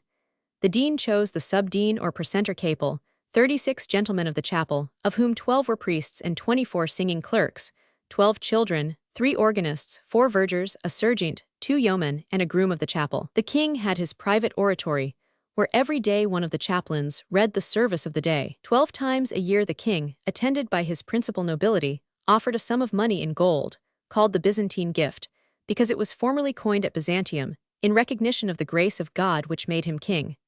James I used a coin with the legend, on one side, Quid retribuum domino pro omnibus retribuit mihi, and on the other side, Cor contritum et humiliatum non despiciat Deus.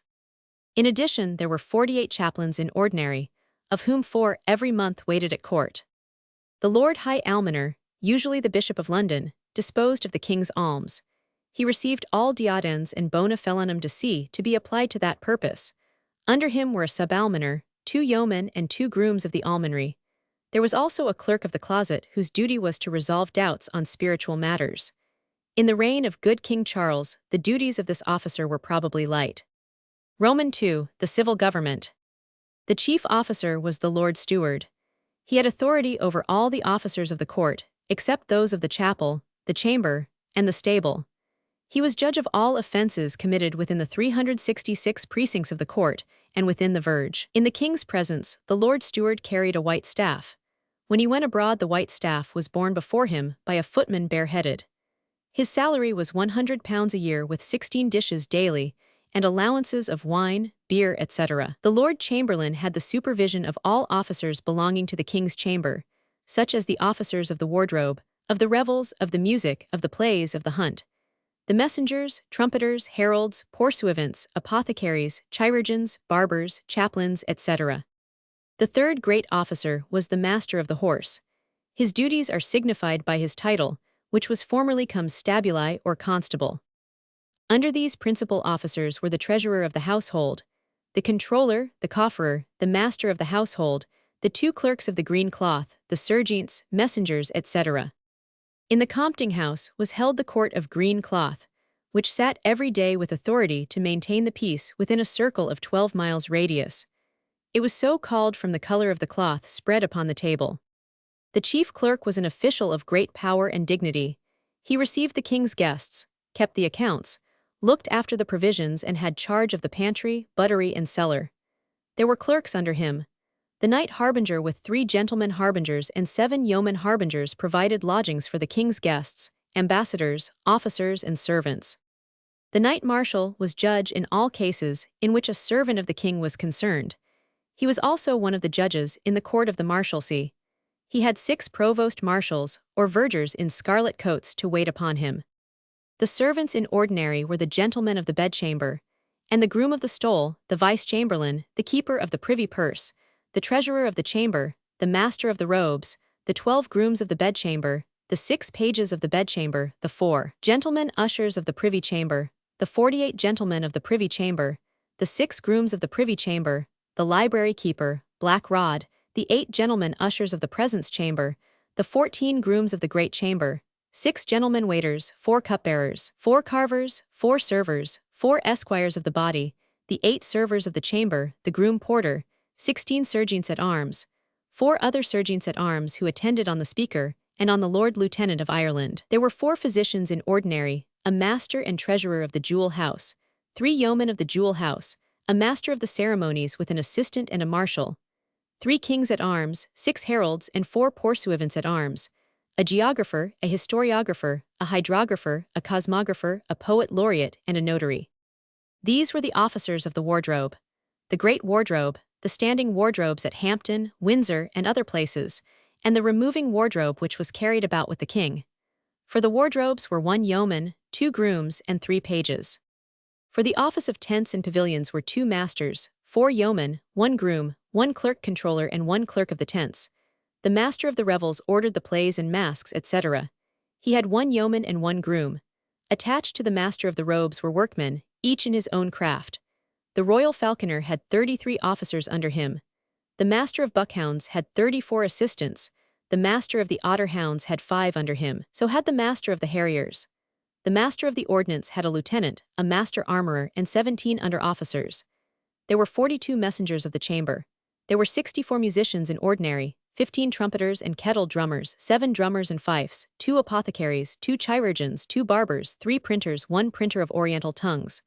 There were bookseller, stationer, bookbinder, silkman, woolen draper, postmaster, and a master of cockfighting. There were 2 embroiderers, 1 serjeant skinner, 2 keepers of the privy lodging, 2 gentlemen and 2 yeomen of the bows, 1 crossbow maker, 1 fletcher, 1 cormorant keeper, 1 handgun maker, 1 master and marker of tennis, 1 mistress sempstress and 1 laundress, 1 perspective maker, 1 master fencer, 1 haberdasher of hats, 1 comb maker, 1 serjeant painter, 1 painter, 1 limner, 1 picture drawer, 1 silversmith, 1 goldsmith, 1 jeweler, 1 peruke maker, 1 keeper of pheasants and turkeys, joiner, copier of pictures, watchmaker, cabinet maker, 367 locksmith of each one, game of bears and bulls, 1 master, 1 serjeant, 1 yeoman, 2 operators for the teeth, 2 coffer-bearers for the backstairs, 1 yeoman of the leash, 55 watermen, upholsterer, letter carrier, foreign post, coffee maker of each one, 10 officers belonging to gardens, bowling greens, tennis court, Pall Mall, keeper of the theatre at Whitehall, cutler, spurrier, girdler, corn cutter, button maker, embosser, enameler of each one, writer, flourisher and embellisher, scenographer or designer of prospects, letter founder of each one. Comedians, 17 men and 8 women actors. Gunner, gilder, cleaner of pictures, scene keeper, coffer maker, wax chandler of each one. Keeper of birds and fowl in St. James's Park, 1. Keeper of the Volary, coffee club maker, sergeant painter of each one, with divers other officers and servants under the Lord Chamberlain to serve his Majesty upon occasion. As to the officers under the master of the horse, there are 12 queries so called of the French esquire, derived from escurie, a stable. Their office is to attend the king on hunting or progress, or on any occasion of riding abroad, to help his Majesty up and down from his horse, etc. 4 of these are called queries of the crown stable, and the others are called queries of the hunting stable. The fee to each of these is only £20 yearly, according to the ancient custom, but they have allowance for diet, to each £100 yearly, besides lodgings, and 2 horse liveries. The next is the chief avener, from Avena Oates, whose yearly fee is £40. There is, moreover, 1 clerk of the stable, 4 yeoman riders, 4 child riders, yeomen of the stirrup, sergeant marshal and yeoman farriers, 4 groom farriers, sergeants of the carriage, 3 surveyors, a squire and yeoman saddlers, 4 yeoman grenadiers, 4 yeoman purveyors, a yeoman pickman, a yeoman bitmaker, 4 coachmen, 8 littermen, a yeoman of the close wagon, 64 grooms of the stable, whereof 30 are called grooms of the crown stable, and 34 of the hunting and pad stable. 26 footmen in their liveries, to run by the king's horse. All these places are in the gift of the masters of the horse. There is besides these an antient officer, called clerk of the market, who within the verge of the king's household is to keep a standard of all weights and measures, and to burn all that are false. From the pattern of this standard, all the weights and measures of the kingdom are to be taken. There are divers other considerable officers, not subordinate to the 3 great officers, as the master of the great wardrobe, postmaster, master of the ordnance, warden of the mint, etc. Upon the king are also attending in his court the lords of the privy council, secretaries of state, the judges, the college of civilians, the king's council at law, the king's serjeants at law, the masters of requests, clerks of the signet, clerks of the council, keeper of the paper office or papers of state, etc. There is always a military force to preserve the king's person, which are his guards of horse and foot.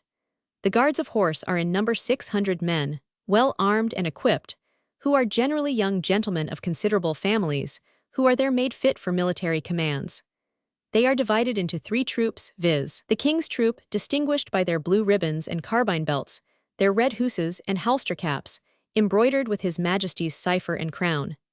The queen's troops by green ribbons, carbine belts, covered with green velvet and gold lace, also green hussars and halster caps, embroidered with the same cipher and crown. And the duke's troop by yellow ribbons and carbine belts, and yellow hussars, embroidered as the others, in which troops are 200 gentlemen besides officers. Each of these 3 troops is divided into 4 squadrons or divisions, 2 of which consisting of 100 gentlemen, and commanded by 1 principal commissioned officer, 2 brigadiers, and 2 sub-brigadiers, with 2 trumpets mount the guards 1 day in 6 and are relieved in their turns. Their duty is always by parties from the guard, to attend the person of the king, the queen, the duke, and the duchess, wheresoever they go near home, but if out of town, they are attended by detachments of the said 3 troops. Besides these, there is a more strict duty and attendance weekly on the king's person on foot, wheresoever he walks from his rising to his going to bed, by one of the 3 captains, who always waits immediately next the king's own person, before all others, carrying in his hand an ebony staff or 368 truncheon, with a gold head engraved with his Majesty's cipher and crown. Near him also attends a principal commissioned officer, with an ebony staff and silver head, who is ready to relieve the captain on occasion, and at the same time also 2 brigadiers, having also ebony staves, headed with ivory, and engraven as the others. There is added a troop of grenadiers to each troop of guards, 1 division of which mounts with a division of the troop to which they belong. They never go out on small parties from the guard, only perform sentry duty on foot, and attend the king also on foot when he walks abroad, but always march with great detachments. The king's troop consists of a captain, 2 lieutenants, 3 sergeants, 3 corporals, 2 drums, 2 hautbois, and 80 private soldiers mounted. The queen's troop of a captain, 2 lieutenants, 2 sergeants, 2 corporals, 2 hautbois, and 60 private soldiers mounted.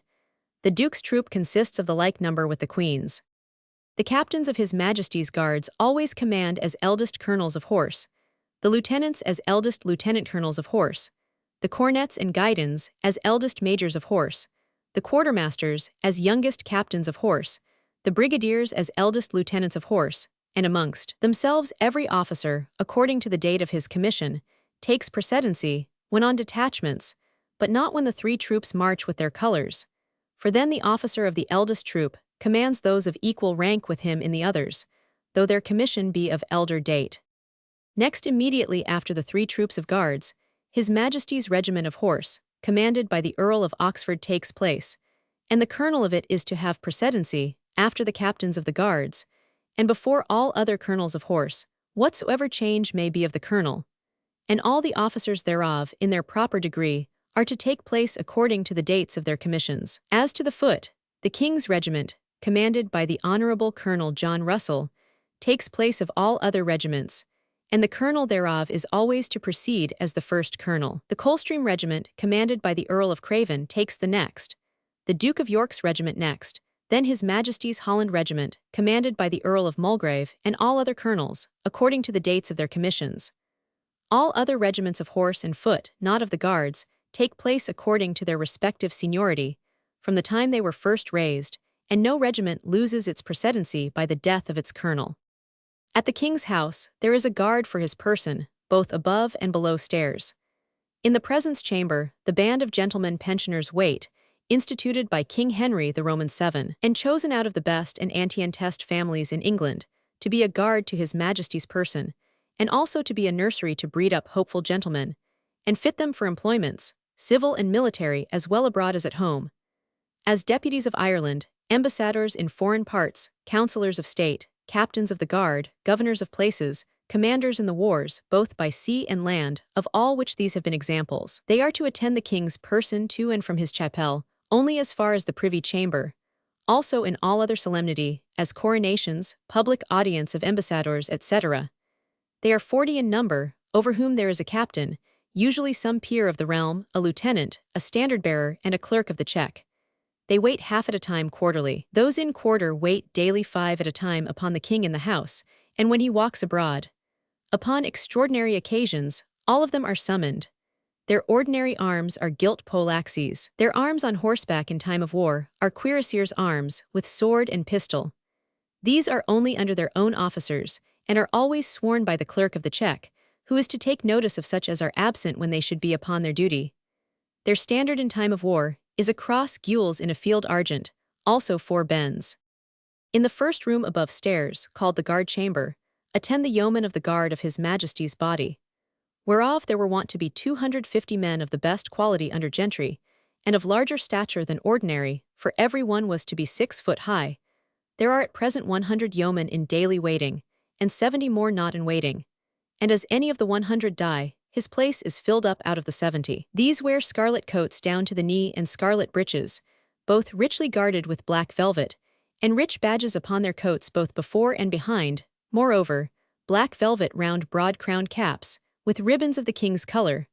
1/2 of them of late bear in their hands harquebuses, 369, and the other half partisans, with large swords by their sides. They have wages and diet allowed them.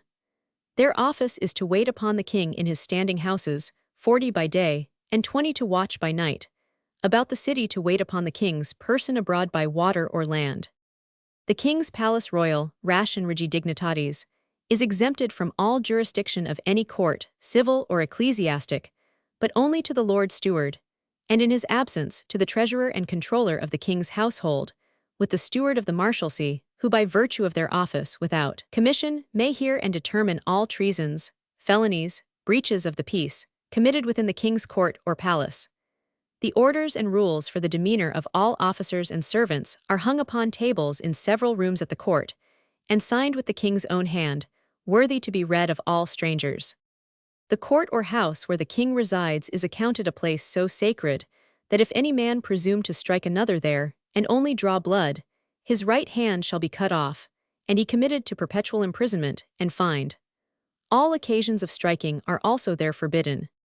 The Court of England for magnificence, order, number and quality of officers, rich furniture, entertainment and civility to strangers, and for plentiful tables, might compare with the best in Christendom, and far excels most courts abroad. It hath for a long time been a pattern of hospitality and charity to the nobility and gentry of England. All noblemen or gentlemen, subjects or strangers, were freely entertained at the plentiful tables of His Majesty's officers. Divers dishes were provided every day extraordinary for the king's honor. 240 gallons of beer a day were allowed at the butters bar for the poor, besides all the broken meat, bread, etc., gathered into baskets, and given to the poor at the court gates, by 2 grooms and 2 yeomen of the almonry, who have salaries of His Majesty for that service. The Lord Almoner hath the privilege to give the king's dish to whatsoever poor man he pleases. That is, the first dish at dinner which is set upon the king's table, or instead thereof, 4d. a day, which anciently was equivalent to 4 shillings now. Next he distributes to 24 poor men, named by the parishioners of the parish adjacent to the king's place of residence, to each of them 4d. in money, a 2d. loaf, and a gallon of beer, or instead thereof 3d. in money, equally to be divided among them every morning at 7 of the clock at the court gate. The subalmoner is to scatter new coin 2d. in the towns and places where the king passes through in his progresses, to a certain sum by the year.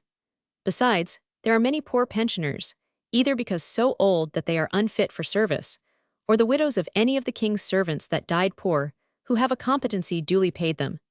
Besides, there are distributed among the poor the larger offerings which the king gives in collar days. The magnificent and abundant plenty of the king's tables hath caused amazement in foreigners. In the reign of King Charles I, there were daily in his court 86 tables well furnished each meal, whereof the king's tables had 28 dishes, the queen's 24, 4 other tables 16 dishes each, 3 other 10 dishes, 12 other 7 dishes, 17 other 5 dishes, 3 other 4, 32 had 3, and 13 had each 2. In all, about 500 dishes each meal, with bread, beer, wine, and all other things necessary. There was spent yearly in the king's house of gross meat 1,500 oxen, 7,000 sheep, 1,200 veals, 300 porkers, 400 stirks or young beefs, 6,800 lambs, 300 flitches of bacon, and 26 boars. Also 140 dozen of geese, 250 dozen of capons, 470 dozen of hens, 750 dozen of pullets, 1,470 dozen of chickens, for bread 36,400 bushels of wheat, and for drink 600 ton of wine and 1,700 ton of beer. Moreover, of butter 46,640, together with the fish and fowl, venison, fruit, spice proportionably. This prodigious plenty in the king's court caused foreigners to put a higher value upon the king, and was much for the honor of the kingdom. The king's servants being men of quality, by His Majesty's special order went to Westminster Hall in term time, to invite gentlemen to eat of the king's acates or viands, and in Parliament time, to invite the Parliamentmen thereto. On the Thursday before Easter, called Maundy Thursday, the king or his Lord Almoner was wont to wash the feet of as many poor men as His Majesty had reigned years, and then to wipe them with a towel, according to the pattern of our Saviour, and then to give every one of them 2 yards and a half of woolen cloth, to make a suit of clothes, also linen cloth for 2 shirts, and a pair of stockings, 370 and a pair of shoes, 3 dishes of fish in wooden platters, 1 of salt salmon, a 2nd of green fish or cod, a 3rd of pickle herrings, and red sprats, a gallon of beer, a quart pottle of wine, and 4 sixpenny loaves of bread, also a red leather purse with as many single pence as the king is years old, and in face another purse as many shillings as the king hath reigned years. The queen doth the like to divers poor women. The form of government is by the wisdom of many ages, so contrived and regulated, that it is almost impossible to mend it. The account, which is of so many natures, and is therefore very difficult, must pass through many hands, and is therefore very exact, is so wisely contrived and methodized, that without the combination of every one of these following officers, viz., the cofferer, a clerk of the green cloth, a clerk controller, a clerk of the kitchen, of the spicery or aviary, or a particular clerk, together with the conjunction of a purveyor and waiter in the office, it is impossible to defraud the king of a loaf of bread, of a pint of wine, a quart of beer, or joint of meat, or money, or anything else.